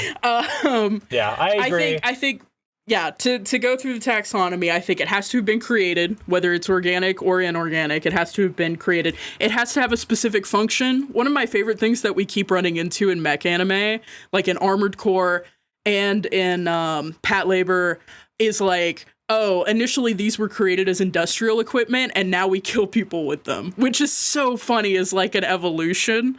So I love the idea. It's like, okay, these are machines that obviously have to have a specialized function, and yet, whatever, they end up doing whatever. And the special relationship is important to me because I think it's the only reason that the mech genre is compelling to me, that you have a special relationship with this machine, whether or not it has any way to recognize, acknowledge that, or reciprocate it. Right. You know? I'm with you on that. So that's where I'm at. Sure. Dropping the mic, I'm not, because I care about audio quality and thumps. I think the only point of contention between our three one-sentence taxonomies is the proportion. Wait, has Alice thing. done the 1 second Yeah. text? Yeah. Or the Yeah, 1 I second? started. She Have went you first. said it in 1 second? 1 second. She went first. Yeah. Okay, no, you did. The common denominator of discrepancy is just that it's because Alice's definition doesn't have to be proportionally skewed. And I don't mention size at all because I believe that You don't mention size at all. I believe that the robots and angelic layer, which are Barbie sized, are mechs. I agree, but they're still proportionally skewed. That's true. I mean, I think proportionally skewed could be added to mine. I think it's like a squares and rectangles situation. I don't think it precludes. My point being, like, so the thing I keep coming back to, and the thing I've kept coming back to every time I've thought about this question, is Custom Robo. I've never seen it. Custom Robo is a GameCube game, which we have to cover because it's like the best GameCube game. It is so good. I'm so excited. Hey, Nintendo, if you're listening, I'm so excited to legally purchase some refurbished GameCubes and legally obtain from reputable sellers some You only need disc one copies. GameCube. You actually don't need multiple GameCubes to play games these days. I'm going to buy multiple GameCubes because I love Nintendo. I love Nintendo. So, Brian, you keep coming back to this. I keep coming back to this because so there's a couple things about Custom Robo. One, the mechs, which I do think are mechs, are like microscopic. The other thing about that game is that it has the Pokemon problem where all conflicts are solved by this weird combat system that nobody should have to use. Like, there are cops, somebody should hit somebody, but everybody runs up to each other and summons this tiny battleground for their mechs to fight in instead of actually it's fighting. Like if all societal problems were solved by Beyblades. Yeah, exactly. So that's what I keep coming back to, is because those mechs are super tiny, but you pilot them. They are constructs. They serve a specific purpose. You know, so like that's kind of where I'm at with that. Wait, but you said proportionately scaled. If they're tinier than the person, are they still a mech? That's still a proportionally skew. skewed. Yeah, skewed is in like as in there is a difference. Not that a specific one has to be specifically bigger than a specific other one. Just something has to be proportionally skewed because. And this comes up in the Armored Core. This is why I gave the mech design in that game such a low rating. There's nothing in that game to suggest, or there's very little, I should say, in that game to suggest what size. Oh, because the big hallways. And so it's hard for me. Everything's just it's hard for me to get the joy out of a giant thing destroying a giant other thing with tiny casualties, right? There's a whole mission where you stomp on cars. I know, but like that's one mission out of. But like, in a parking garage, that's tall enough for a mech. In a parking garage with a giant ceiling. There's also an office building, which I enjoyed that mission. There's a mission with an office building that you don't go inside of, but you fight outside of, and that was kind of like somewhere in there. Like, and I mean this in a very light way. Eureka 7, the only time they really have, I mean, there's actually quite a lot of mechs in cities, but most of the mech fighting is in the air because all the mechs are aerial. And the only time you really get a proportional difference is in the dramatic scenes when Renton is opening his cockpit so he can catch Eureka, who's skydiving. Right? It's so cute. It's honestly adorable. I'm sorry. This motherfucker's name is Renton. Renton, like the city? Yeah, like the city. Yeah, like the city. Like Renton. Yeah. I hated when driving school drive-thru when I was 17 made us do all the one-way streets in Renton. Nico, I need to give you something here, and it's that you have to trust me that you'll grow on the names of these people, because there's another character whose name is Tall Ho. And Nico, you're gonna rip shit when they bring out Tacoma. Were these people okay? Were the localizers literally just from Renton? Were they from Seattle? No, his name is that in Japanese too. Oh my god! Were the Japanese people from Seattle? Well, there's a lot. Yeah, that was a spoiler. We have to block that out. Fuck. So, all of this to say, you're all wrong. I'm right. And a humanoid-sized robot that is controlled by another person is a mecha. It's not proportionately scaled. It just is. Okay. I think I would. Okay, no. Here's an interesting question though we haven't gotten into because we talked about size, we talked about function, we talked about form. Right. Does the pilot have to be on it in your definition? No. And there's a couple. I don't think it does. For me, there's a couple really specific reasons for this. One, there are several media franchises in which mechs are piloted remotely. Mm-hmm. By like either people in tanks or just like that movie Colossal. I consider that a mech movie. Those people are actually piloting mechs without even realizing it, just because it's a remote pilot situation. Another big one is a character, again, not to keep returning to my own tabletop. Ask any tabletop player to talk about their tabletop characters and you're in for hell. But challenge level impossible. Yeah, 5-hour podcast. 5-hour podcast. But there's a character in our Armor Astur game who are two characters in our Armor Astur game who can pilot their mechs remotely, whether that be Ada, Nico's character, who can pilot her mech remotely because her mech is sentient, right? Yeah, that's an interesting situation because my mech is sentient, so I don't know. I can give suggestions, but I don't know that I could say I'm piloting her. But also there's the revelation that we had just kind of between amongst ourselves that Sonny pilots his awful nerve-ending mech remotely. Which I actually didn't know until like the third arc of our game. That meat noodle factory. Atrocious war crime of a mech, which I love. So anyway, are we going to do an episode where it's like a defense of the mech designs in our Armor Astur game? I will never defend mine because mine's perfect. Mine just has a whole Glock now, so I'm not going to be bad. No, so this conversation forced me to revise my taxonomy, my definition. Okay. Give me that. So here is the revision. A mech is a complex creation that augments a person's abilities, which said pilot has a special relationship with. And I don't know if this is coherent, because like I said, I'm deep in this bottle. Girl, we are all out here. And injury to which has consequences to the pilot. Oh, this is important to me. Big. That's so big. This is important to me because I don't think drones dropping bombs on civilians are mechs. Shit. And that's Obama, important. You sending mechs to Syria. I think a U.S. We have to talk about Obama's records on mechs. American Air Force. Wait, we don't, and we shouldn't. Okay, we won't. I want this pod to not have to be that. Yeah. For people. Okay. Yeah. But the thing I will say is that's another thing like the special relationship thing where it is a trope I really like and I'm always going to like it. That's fair. But I don't know that I definitely. would say like that it's it doesn't necessary have to be definitional. Yeah, that's fair. That's fair. I agree with that. I would not consider. I've never consumed a mech media where at least one person didn't have a special relationship. I don't think that could happen. Is your mech because ever then your it'd mom? just be like, what? Is your mech ever your mom? Just as the most obvious example. Well, my mom apparently Yes. has a mech and it's a stick, so. Okay. I mean, it's at a certain point we're just going to have to say these are our definitions and they're never going to actually align necessarily. And they don't And matter. they shouldn't. I can't emphasize enough that they don't matter. And they also don't matter. They matter so much. I'm gonna get so mad on the internet. I'm gonna at you motherfuckers. Pieces of shit with your Sorry, if you disagree with these subjective definitions, opinion. feel free to make your own podcast. Or email in to comments@osgpod.com. But also, if you at me on Tumblr, you've already lost.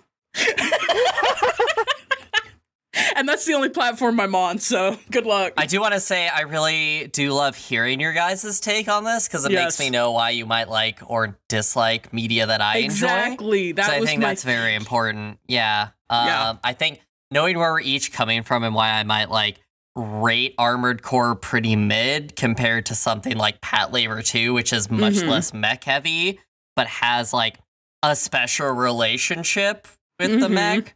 So it's one of those things. I mean, I would say Shinobu has a special relationship with that mech at the end of Pat Labor 2 because she looks breathtaking and gorgeous and perfect walking out of it. So she's so good. She has a mermaid moment leaving that mech. She does. Like It's beautiful. I love it. But no, this kind of leads into my next question for argument. What's a mermaid moment? What? It's when you surface from something or like you open a hatch and you go, Yeah. Oh. You know, the hair. It's about the hair. You know, like you throw your hair back and you take a deep breath. It's about the breath. It's about the hair. Now let's have an argument about this. It's about the hair and the breath. Yeah. What? I've never swum in my life, Wait, so... you can have a mermaid moment every day, Alice. You know the Little Mermaid, when she crests on that rock and flips her hair back? That's what we're talking about. Alice, when you exit the cube into the 10-degree cooler air of your house, and you go, and you throw your hair back, that's a mermaid moment. I never throw my hair back. What is that?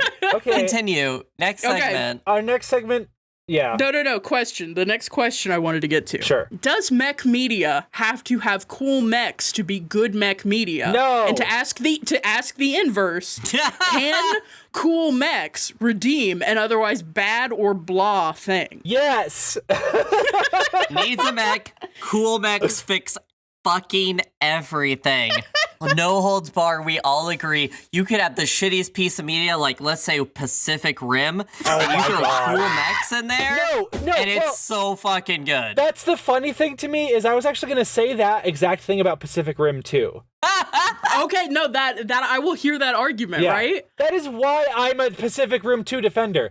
The robot, the narrative of that movie is a travesty.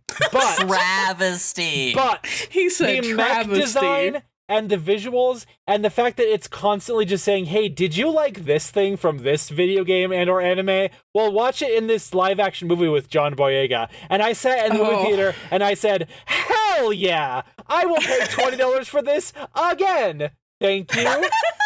Man, I love John Boyega. Brian, in the first question, you said that it doesn't need to have a mech to be a mech anime? No. Does it need to have cool mechs to be good mech media? Do the mechs need to be cool? And I said and no. And you say no, Brian? Yes. You dig into that. I mean... So give me an example. Speak on that. I gave Armored Core 1 a 4, I believe, on mech design. I had a fucking blast playing that game. Because you know what? Fundamentally, it doesn't matter how ugly it looks. Being in a cool robot, shooting rockets at other cool robots, even if there's 3 pixels on the screen, is sick as fuck. There's not a way to get around that. That's so real. But you just said that they were cool. You just said cool robots. I mean cool so they robot. were cool. I mean cool robot in the WoW cool robot sense. Yeah, so for me... I don't get it. What does it mean? I don't get it either. I'm just moving on. I graduated with an English degree. It means I'm allowed to deploy this language however I want. So... Is English a fake language? Yes. I counter with my English degree. Which means the same thing, bitch. Nico just lifted and showed to camera. I'm so glad we don't record cameras so no one just saw my literal college degree. Nico just perfect parried my fucking English degree comment. Now I'm annihilated. with my own English degree. Alice, what do you think? Does mech media have to have cool mechs to be good mech media? Yes. I agree. In sentence, if it doesn't have at least one cool mech, it's just military gear. It's Fury. It's the movie Fury. I didn't give a shit about the tank in that movie. I gave a shit about Ben Stiller. It was Ben Stiller, right? Being mad at Nazis. Brad Pitt being the Batman. It was I didn't give a shit about the tank. As Ben Stiller. That is not a mecha because I don't give a shit about that. Well, it is a mecha in my definition, but it's not a good mecha. Okay. Even though it's a good movie, we can all admit Fury is a good movie. Well, I haven't seen it. But don't. I have to rethink mine because I like Armored Core was like my example. Yeah. And now that I think about it, like even in the graphics of the game, I thought the 9-ball was fucking sick. 9-ball was sick. It had one. You weren't piloting it. It just existed, but that cranked it over into... It was legit. This mecha. And I love those little construction bots that look like ATSTs too. You know what? Yes. You know what? I think it does. It has to have... I like what Alice said. It has to have at least one cool one. Even if I don't like all of the other ones. Even if all the other ones are boring, if the camphor is cool... I'm in it. Real. And there's always a chance you might form a little freak relationship with like a stupid, boring one that everyone hates. And you're like, no, that's my special little guy. Right. Because I will say the idea of cool The reason I put cool in scare quotes is because it is really subjective. Like, what Right. makes something cool Well, this question is really very different. like yes or no, and that's just going to be kind of it in terms of just like objective reasoning, you know? I But- need you to dig into this. What do you consider cool in a mech? What do you define in cool when you look at a mech? Oh, fuck. I God. I know my number one already right off What's the bat. what do you look for? Colors. Meat. Colors. Meat. No, it's Meat. colors for me. Because you know what? I've said this amongst our friend group before, and it's been kind of a funny contention point. Yeah. When I see, as someone who does graphic design, when I see a color palette, my immediate thought process is, would this look good on a mech? And if I say yes, then I like it as a color palette. Now, That's real. you may play that back and realize that all of our branding is extremely good, and I applaud you for that. It's all the bisexual colors I realized this morning. They're good colors. And also, they would all look really good on a mech. So Buy mech. Shout out to all mechs need to be bisexual. all mechs are bisexual, but mech media is bisexual. Yeah. This is our statement. This is our statement. What makes a mech Shout-outs to cool? Char Aznable. What's your I'm gonna put the top drop in thing? again. He's so good. He's my Oh, pie that hero. makes it cool. What makes it cool for you? This is stupid. This is stupid because it's too broad. But for me, it's that it has some feature that makes you go, oh, fuck. You know? Because, like, here's the thing. Gypsy Danger in Pacific Rim has a lot of problems. Item 1, I know it's the name of an engine, but maybe we just don't go with that for the name. Item 2, it is just your classic big robot. It's got like an engine in the middle. It's punching. It's doing all that. But when Rinko Kikuchi's character, who I don't remember the name. You know the actor's name, just not the character. I know the actress's name. I don't know the characters. Is But it anyway, when her Mako? Mako, yeah. So when Mako fucking deploys chainsword and cuts the flying kaiju in half, and you didn't know the whole movie that they had a fucking chainsword, and I went, oh fuck, that's a mech to me. They could have been using that this whole time, and so many less people would have died. Just I don't shouting that care. out. I don't care about people. Okay, The all right. leftism leaving my body when I think about a cool mech. Yeah. But like a moment like that, a moment like when we watched Escaflowne and they pulled the sword out of themselves and blood came out. Maybe I just like Oh, yeah. swords. Hold on. I'm gonna say my number one Do I just like swords? cool factor is aesthetic. So the full aesthetic, the experience. Like if it's like a chuny, I am the chosen one, this is the one mech of 1,000 generations Escaflowne bullshit, that's aesthetic as fuck, right? Worm cape. If you have, you know, Pat Labor 2's, you know, traditional Japanese hegemony, you know, that's an aesthetic, you know? Eureka 7, I will always say, has peak aesthetic for the mech genre. Iconic. Like, I've never seen it done in such a I think way. that covers Nico's point too, which is like the feature is, hey, what if these mechs could surf? And also, what if surfing was an aerial activity and not on the ocean? Yeah. Sorry, I just realized you said surf. I thought you said serve. Serve. What if these You mechs got could serve. serve? What if these mechs could serve just royal cunt? I clipped the hard C out of the demo app, but it's making it in here. Oh my god. No notes. No notes. No notes. Perfect. Agree. Great line read. Just, it came out so fast.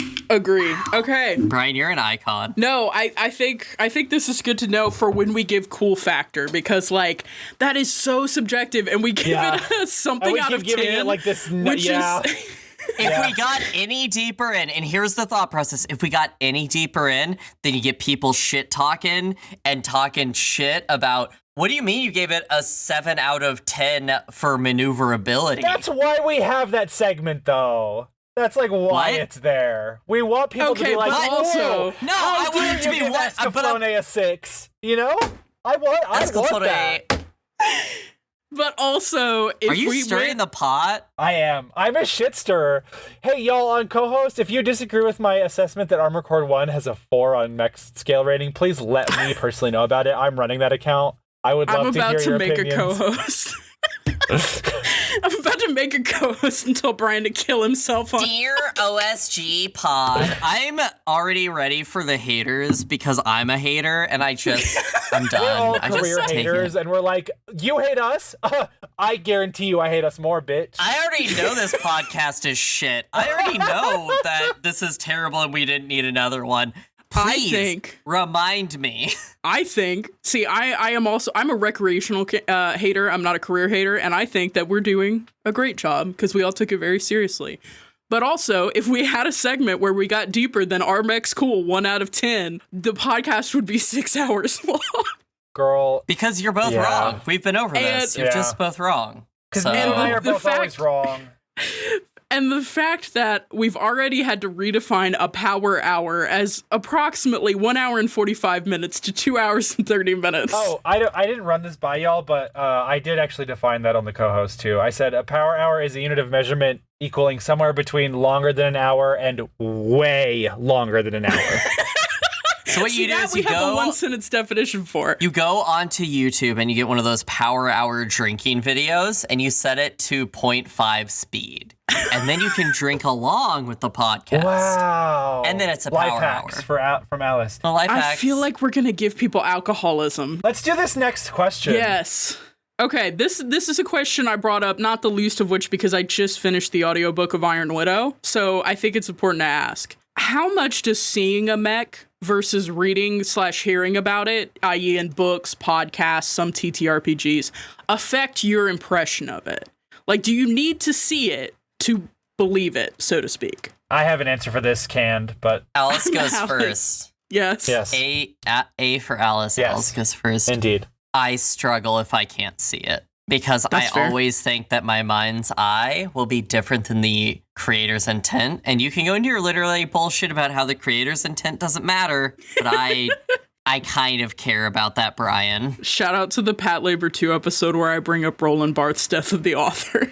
Okay, Brian. Okay, I feel like seeing it is completely irrelevant on a very extremely pivotal contention point. There's something that needs to be fulfilled in order for this to work for me. And it's that the thematic and narrative relationship of the mech to the rest of the story has to be strong enough that were I to imagine it and it turn out to be like, were I to imagine it, so I just, as an example, right, off the top of my head, I think about this all the time because it's one of the coolest mechs I've ever fucking heard about in my life. There is a mech in this Friends at the Table season, which is called Palisade, which is, and I forgot the name, maybe I'll drop it in later, but it is a Kesh mech. It is a giant iron maiden with a cage for a cockpit, and convicted prisoners are forced to pilot these things to serve out their sentences, right? That concept as relative to the rest of the story is cool enough that were I to imagine it and were Palisade to get an adaptation of some kind, and it turns out my imagination of it was completely wrong, it wouldn't matter because it's so strongly ingrained with the universal conceptual sort of engine behind the whole story. Kesh, it being a Kesh mech means so much. This is what Kesh does. This is what a player character from Kesh in the last season did to other player characters, right? This is something that has happened with Kesh since the dawn of this franchise. So that's what matters about the design of the mech. So that's kind of where I'm at. No, I think that makes sense. I think we're going to see a discrepancy in this between people who maybe have a strong visual imaginary and people who don't. Because I'm an interesting case where I feel like, so I'm a writer. I flashed my English degree earlier. And the funny thing about that English degree is that it says I have a degree in English. It doesn't say that I have a degree in creative writing, which is what I actually have a degree in. And I love that because it's like, listen, you and I know the world doesn't need to know that you did that shit. Because it is a little embarrassing to have a degree in creative writing. But like my degree is in creative writing. And so I feel like I have a pretty solid imaginary. But also, I don't, like, see distinct images in my head. And, like, we could get into the rotating cubes, we could get into the aphantasia stuff, but, like, I have a good time hearing about mechs and kind of having things described to me because I like the visual imaginary of other people. Right. and I can sort of conjure an image in my mind, but it's always blurry, which I think makes me more amenable to things like, so in Iron Widow, the book I read recently by Sharon J. Zhao, they're transforming mechs, so they have stages. And so I got like the general gist of the first stage of the mech, and then when it transformed, my image of it was fuzzy enough that I was like, oh damn, okay, and then I like refined my image. And that made it cool to me, but I think for people who have a strong imaginary, maybe that revision would be tougher. And I think for people who have a difficult time imagining things, period, and like visualizing stuff when there isn't actually a visual, then you're really gonna see a fall off in terms of their enjoyment of something where it's like, you know, the author paints you a pretty good picture, that's their whole job, but also like, there is always going to be a little bit of a leap of imagination. So I'm really sympathetic to that with people who are hearing or reading something and going, I can't quite imagine this. Like, I think if we're going to talk about TTRPGs, I think Lancer does a really good job of having crazy cool illustrations of all of its different types of mechs. Sure. Whereas, like, if you just read stat blocks, especially, you know, in smaller scale productions where maybe they can't commission the art or whatever, for some people, they're like, oh, I can visualize this as this really cool thing. And then some people are going to be like, this is a stat block. So, you know, and that'll affect your experience. That was some nerdy shit right there. There was some nerdy shit. I'm sorry. Oh my god. So we're so sorry for the nerdy shit on our anime podcast. It's not just anime. I just love anime. There's a certain ratio. There is going to be a disproportionate amount of anime. Just like you become a bug person if there's a certain amount of bug-related motifs that govern your appearance in your life, right? This is an anime podcast because out of all the media that we're planning on covering, like for the schedule that we have planned out for the next year or so, because that exists, 90% of it is anime. Yeah. So we're an anime podcast, and that's just gonna like Google. If somebody searched anime podcast, we would likely come up if we were popular enough. So my favorite anime. My favorite also a mech anime. On the Shoulders of Giants, your favorite mech anime. Alice, you did it. You're in an anime. That's I don't. Okay. That was beautiful. What's the next question? So with that asked, cut that, those answered, I think we are ready to throw it a break. And when we come back, we will have a fun game and a little letter, as we normally would, and then we'll go ahead and wrap up. Love that. All right, on to that. Hey, Brian here. We are a brand new podcast, as I'm sure you can probably tell so far. We are basically just doing this because we like it, and we're just kind of using the tools that we have accrued and the skills that we have stumbled into, and we're learning as we go along. We really only rely on word of mouth, relentless shit posting, and charts and numbers to sort of curate our audience. So if you really enjoyed this episode and want to give us a hand, consider leaving a 5-star review on your podcatcher of choice. Apple Podcast, everybody knows this is the big one, but I will take validation where I can get it. So, if your review is funny or kind, we may read it here on the show. Or if you leave like a specific mech model you want us to vibe check, we have opinions. That's basically all we have. Sharing the podcast on social media with mech-loving friends would also be fantastic. Hope you guys have a really good day. I love you. I have a glass of wine, and I'm going to drink it now.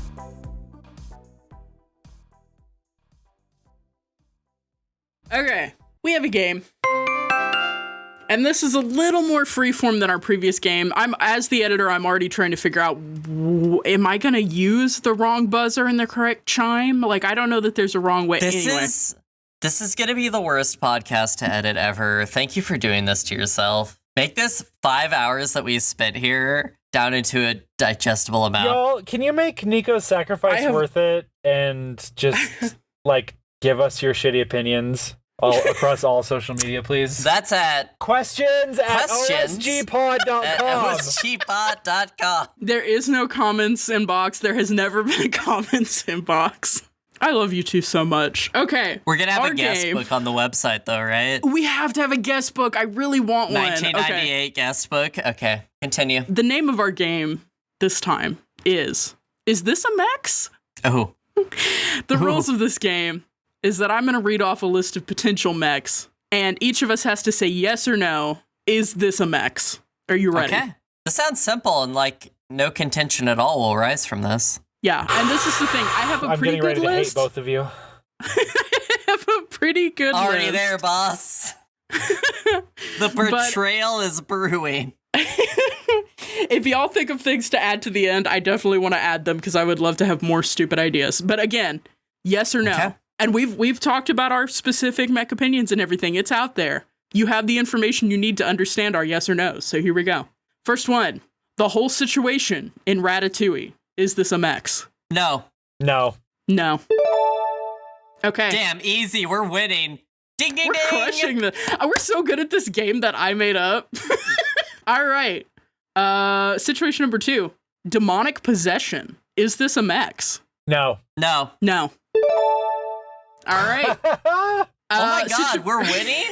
We're winning right now? I'm just gonna put a correct Ding, ding, ding, chime ding, ding. after all of our response. Y'all, we won the internet. If you disagree with this, you're fucking wrong. Just so you know. Every time we have a unanimous decision, I'll put a correct chime, and every time we have any disagreement whatsoever, I will put a huge wrong buzzer on it. Okay, situation number 3. Everything in Osmosis Jones. Is this a mechs? No. Is Bill Murray a mech? Absolutely not. I'm gonna say no. I'm gonna say no too. I feel like everyone involved is sentient and they There's are not not even aware of any each other. piloting involved. And I think I would be really upset if I had to have a special relationship with Bill Murray. Why didn't that one guy have any legs? Why was he a floaty one? They never really dived into that. We can't dwell on it. Okay. Why did they make us can't dwell on watch it. Bill Murray drop a boiled egg into a monkey cage and then pick it up and eat it? So, like, in Inside Out, the girl is going through a really big traumatic event in her life, and in Osmosis Jones, the kid just has a science fair. And those are the 2 worst events in these kids' lives. That's my thought. relatable. Continue. That's relatable. Situation number 4. A tank with an AI in it. Is this a mechs? Yes. 100. Yes. No. Why not? Oh! I think it's still a tank. I think it's still a tank. Why? Tell me why you think it isn't a mech.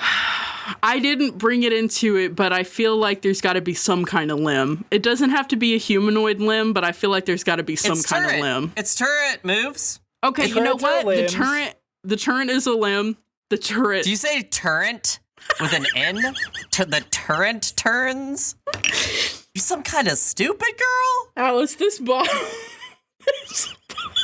When tanks roll through my town and my uncle doesn't know about it, I ask him why he's not, like, wary of turret events.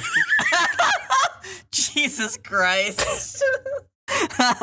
That's the one. I'm not gonna make it. I'm gonna walk out of this podcast recording and go down. Cut to the ending. Cut to the ending, and it's just you hungover reading the. Thanks for listening. That's the end. That's the cut. Okay, no, I don't think it's. No, you know what? If the turret is an appendage, it's a mech.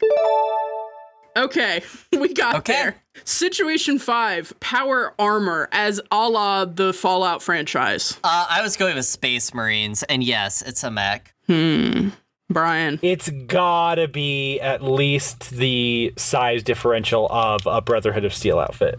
But yes. So big shoulder pads. Yeah. Like Kaisa from League of Legends, not a mech. Like, not a bodysuit. A bodysuit you wouldn't consider. A bodysuit I would not consider a bodysuit. mech. A power suit I would consider a mech. I say yes as well, but for different reasons. I think in Fallouts 1 through New Vegas, it's a mech because you have a special relationship to it, because you have to work hard to get the training to do it. And in Fallout 4, it's a mech. And I guess 76. I don't know. I didn't play that game. West Virginia, Mountain Mama, take me home. Oh my God. We've got everything on this podcast. We've got Todd on here. Todd is here. It is because it is complicated and you can modify it, which I think gives you a special relationship to your suit of power armor. So that's why. But I don't think that they are the same across the franchise. But in the most general sense, yes. I think they are, and you're wrong. So there. So we have to do the wrong buzzer. Okay, situation number 6. Muppets. Is this a mech? What are we talking about? Are we talking about, like... We're talking about Muppets. The Muppets? We're talking about Muppets. The Muppets in the lore are just their own creatures. In reality, they're mecha, but in the lore, they're not. I agree with Alice. There's Muppets lore? Well, no, So in the lore, there's no guy with a hand up its butt moving it. It just is. Kermit is. He's a self-existing didactically, thing. Kermit is a frog, and he's just a frog. He's not a frog puppet with a guy's hand up his ass. is what I mean. Yeah. But in the real world where we are, kind of like, you know how a movie isn't real, but if you're in the universe, it is real. Right. So Watsonian versus Doyleist. Okay. Right. Okay. No, yes, exactly. I'm not some kind of nerd. Exactly. Okay? I just want to jot that down. I'm a magical girl. Okay? I have a transformation sequence. I don't need to put up with this English degree. What is the next situation? Oh, wait. Oh, Nico, what did you decide on this? Yeah, what did you decide? Because you're wrong. I love you guys so much. I'm so toasted, and I just want to say that I think it'd be fun if Muppets were mechs, but I'm okay if they're not. All right, situation number 7. Would be fun. Just say you're fucking wrong. Situation number 6. Say you're on the wrong side of history. Sorry, herstory.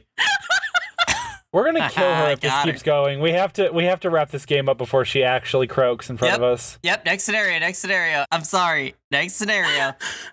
Scenario 7. So much.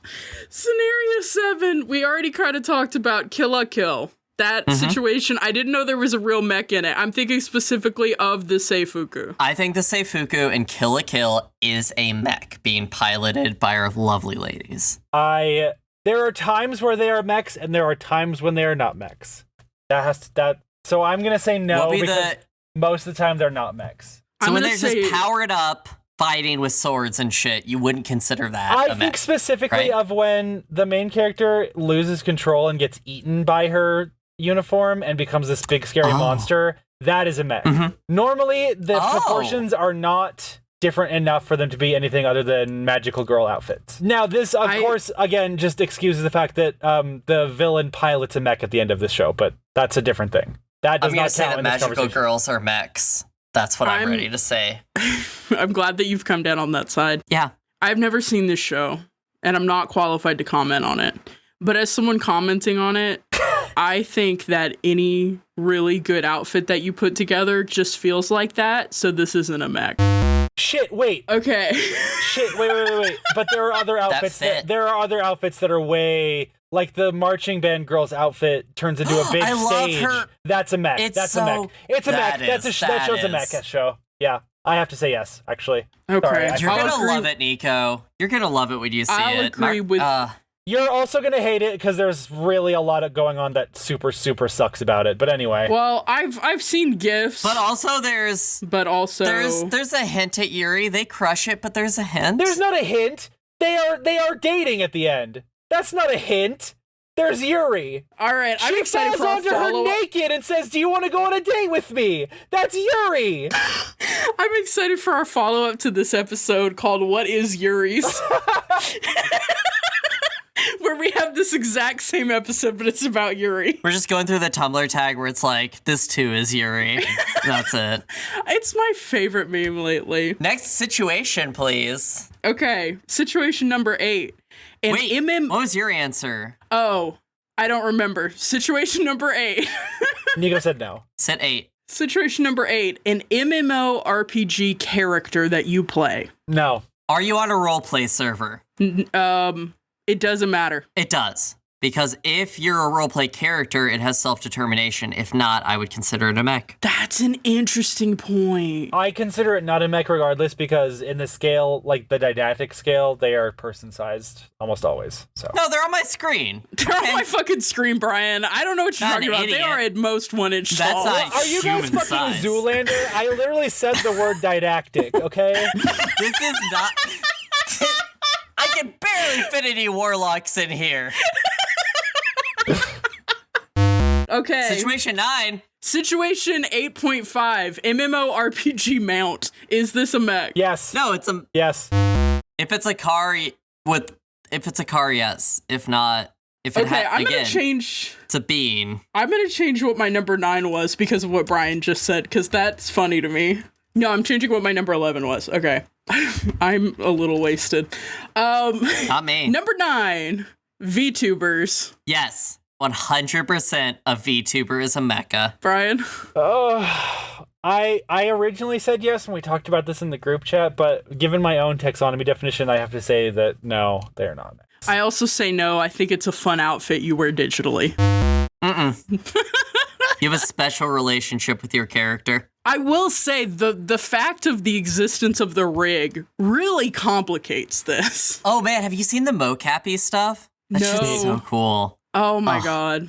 Technology Okay. is so amazing. Number 10. Now I'm going to delete this one because it was stupid. Okay. What was previously a bonus round is now number 10. Number 10. Regular round. Number 10. Horse. No! I've seen Spirit Stallion of the Cimarron starring Matt Damon. He had a character arc. He did not need a person there. Man, Okay. this is so hard. Hold on, let me think. He could not be broken! Let me think. What did I say? I said that it has to be a construct. So no. Is a horse not constructed by horse parents? No, see, this is what we talked about though, because in my definition, no, because humans are not constructed by their parents either. So No. this is why That's real. this is why I said Ratatouille was not mechs. I was so enchanted by the idea our pod might end at episode 1.5 because I asked, is horse a mech? But Is horse and mech cut to static, a bunch of like electronic noises, and then just Do there's you no think a more pod? horse is a mech, Nico? no. Good. You're right. It's No, not. and worryingly, because you mentioned Spirit Stallion of the I've ridden horses, and I've been afraid of them, I think, in the way I would be afraid of a mech. But I've ridden I horses, also too. saw that beautiful film. I don't know why I said that like that. I rode a horse too. I don't know why I said it like you were accusing me of not having ridden a horse or something. Like me and Nico over here, like, oh, you've never rode in a horse? Like an Ojo-sama. Well, see, what they don't tell you is that to be a girl, you have to ride a horse. So I either have good or bad news for you, Brian. Am I a girl? We've received a special transmission. This is a really important flash transmission. May I read it? Yes, please. One sec. I'm inhaling. It's not loading. It's only loading half the page. Go. Okay. Hi, OSG Pod Gang. Hi. I've been identified as a very special person by a governmental and or powerful corporate entity, and they've offered me something amazing. I could pilot a mech. Now, I don't have any details yet about what kind of mech it is, what the piloting experience will be like, what it's going to be used for, or what it might symbolize to viewers. But this is a once-in-a-lifetime opportunity. I might become famous or meet other people my age and make friends. Or decorate my mech. Or die! Or die! Should I go for it? Thanks. Name withheld. So yeah, I think the essential question we have to answer here is, would you pilot a mech? A 100% emoji. Like, no cap, I would. This is hard. For me, Okay. I would not. Yes, go. Here's my thought on this. So, in Gundam Unicorn, there is the Castria, They got unicorns in Gundam. which is a Neo Zeon mobile suit with a psycho frame. And it's piloted by Marita Cruz. Marita does not want to be here. Marita was forced into this. She is kind of like slavery in a mobile suit because she's a created person. Damn. Anyway, what I will say is, like, if for any reason this goes wrong, and like this is a terrible organization, they're going to plug you into the mecha, you're going to become one of it, and you're going to go crazy and try and kill your friend, or, you know, any of that, I think it's a good experience, right? Something to put on your resume, something for the Jesus next Christ. mecha job. You know, you've got something to look forward to. So Jesus I Christ. personally think that this is a good use of your time, especially while you're young. I mean, you sound pretty young, like maybe a teenage boy or something like that. And I just think this is going to be a great field experience for you. So I say go for it. What about you, Brian? Okay, so to the material question, I think you should not do it because war is bad, ultimately. Now, Let's get some war is bad emojis now in the more chat. generatively, the question that Nico posited, would I pilot a mech? There's a contingency here, because if piloting a mech is literally anything like piloting the spaceship in Outer Wilds or No Man's Sky, Oh fuck yeah. absolutely the fuck not, my guy. I cannot play those games only for that reason. So no.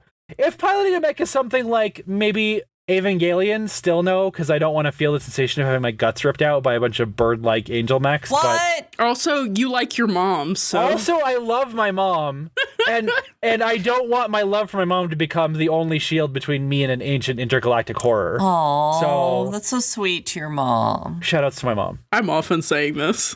Shoutouts to Brian's mom. Hey, shout out to moms. Shout out to moms. Yeah, shout out to moms. Happy Shout Mother's out to Day moms. several months ago. Happy Mother's Day. Happy Mother's Day, Unit 1. That's my answer. I know it's kind of a half answer. I think this pilot should not take it. I think this would-be pilot should not take it because as we've seen, everyone at the end of War in the Pocket is cheering except for the kid who has seen people pilot mechs. So Everyone knows about that because the War in the Pocket episode was definitely not our demo. everyone knows about that because everyone's seen War in the Pocket. It's so good. War causes trauma? What about you, Nico? My answer to this is a qualified yes. Oh no. The qualification is only if you get a driver's training course. For a peek behind the curtain here, one of the other things we're celebrating with this wonderful recording is that I have just finished my last day of driving school. I am an adult woman. And I took driving school previously at 17, but I was in a bad accident, and so I've kind of put off getting my license. But I decided to go after it. I wanted to get my license. And here's what I'll say. Driving is driving a 2-ton bullet everywhere, ready to shoot anyone around you if you get distracted by Baby Shark for one moment. And that's really scary. But driving is also fun. And I think mechs is like this. Damn, so that's so powerful. that's my actually. answer. As long as you get 15 classes, 5 supervised drive, 50 hours with a qualified licensed mech pilot, an intermediate license until you are the age of majority, and then a license that gives implied consent to the state to test you for narcotics if you are pulled over and assumed to be under the influence, go for it. I'm gonna disagree. I think you, a small teenage boy, and you have a chance to jump in a robot, you take it. You go. Yeah, I think that's the philosophy of most of my peers at driving school, who were all uniformly like 15 years old. I think our advice is, this is your own journey, and what you want to take out of this experience is up to you. But I'm just gonna say, not a lot of chances to get in a mech. That's all I'm gonna say. You might regret it. Either way. I think the children are our future. I think you got to get in there, but make sure you get a little booklet from the DMV first. Do not put a picture of a loved one or a keepsake or a good luck charm in that cockpit. Pointing that out. Do not. Don't set those death flags. Don't tell people, it's gonna be a breeze, or I'm gonna come back safe. No, I'm don't 3 lay days flags. from retirement at Do not lay 15 flags. years old. Do not put a Soviet star on your ship. Don't be the cutest pink-haired girl in Eureka 7. Just don't. Don't set those death flags, okay? Camille from Zeta Suit Gundam piloted a mech and then immediately watched his bomb die, so it was like that. That's my argument. This is all super good. I hope this is helpful to you, our dear pilot, who I did almost name T from Osaka, or who was almost named before their name was withheld. I don't get it. T from Osaka. I don't get it. Anyway. Who's Toji? Okay. You know the Toji's on the end of your feetsies? Continue, next segment. I'm done. Hey, turns my chair around. Hey, we're making this podcast, as I mentioned earlier, to celebrate the fact that we have 3 recordings under our belt, technically 4 with the demo, but the demo has never seen the light of day. You're welcome. And launching this podcast. So I'll throw it to the rest of the gang. What are our hopes for the future of this podcast? I just want to have a fun time. I don't want anything from this, but to just hang out with you guys and tell you that you're wrong, because Madoka Magica is a mech anime. Brian? God. I want to talk about robots, and that's all I've ever wanted since I was 3 feet tall. That's so brave. That's it. That's just really it, I want to fuck a mech Anyway, that's this episode of On the Show. No. If anything, I want to learn more about audio editing because I've been having a really fun time as the editor. And I just want to say again. We cut after the I want to fuck a mech.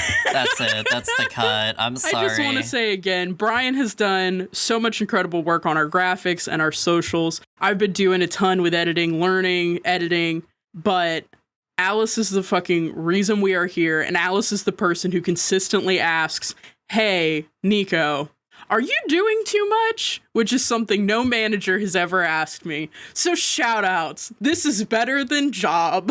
Alice is the best boss I've ever had. God bless. Okay, and that's this episode of On the Shoulders of Giants, where we discussed mechs. All of the mechs. I'm gonna like ugly cry after this. Like you're gonna just imagine me ugly crying as a mecha. Continue. Wow. I'm gonna say that's Alice's closing thought. Brian, any closing thoughts? I'm gay. Hell yeah. My closing thought is I just finished this bottle. What's good? Let's go. I'm so proud of you. As mentioned before, this podcast is a bonus episode. Bonus! Hell yeah. Accompanying our first released episode. We're beyond excited to be doing this, and thank you so much for listening. If you have feedback or questions, please email, I can't say this strongly enough, questions at osgpod.com. I don't know, that seems wrong. Can we double check that? Is that right, guys? The other one is not real. The other one is not real, but you can direct your criticism there. But if you have questions or feedback that is constructive and helpful, please email us at questions@osgpod.com. And to pull back the curtain once again, for the time being, our pilot advice segment questions are written by us to be topical, funny, and in the episode. But we'd love to read yours and answer them. So at the end of each episode, we'll be announcing what we're going to be getting into for the following episode. In that time, if you want to write in for help from the perspective of a pilot from that media, so say in the Escaflowne episode we mentioned we were going to do Armored Core. If after you heard the Escaflowne episode, you wanted to write in as an Armored Core pilot, that kind of thing, please do. We'd love to read them. Again, send that stuff in to questions@osgpod.com. You can also catch up with us on social media. All the links are going to be in the description for continued updates as we get this podcast off the ground. And now, because we said it when we signed off on our first real business call about this podcast, goodbye. I love you. Goodbye. I love you. Goodbye. I love you.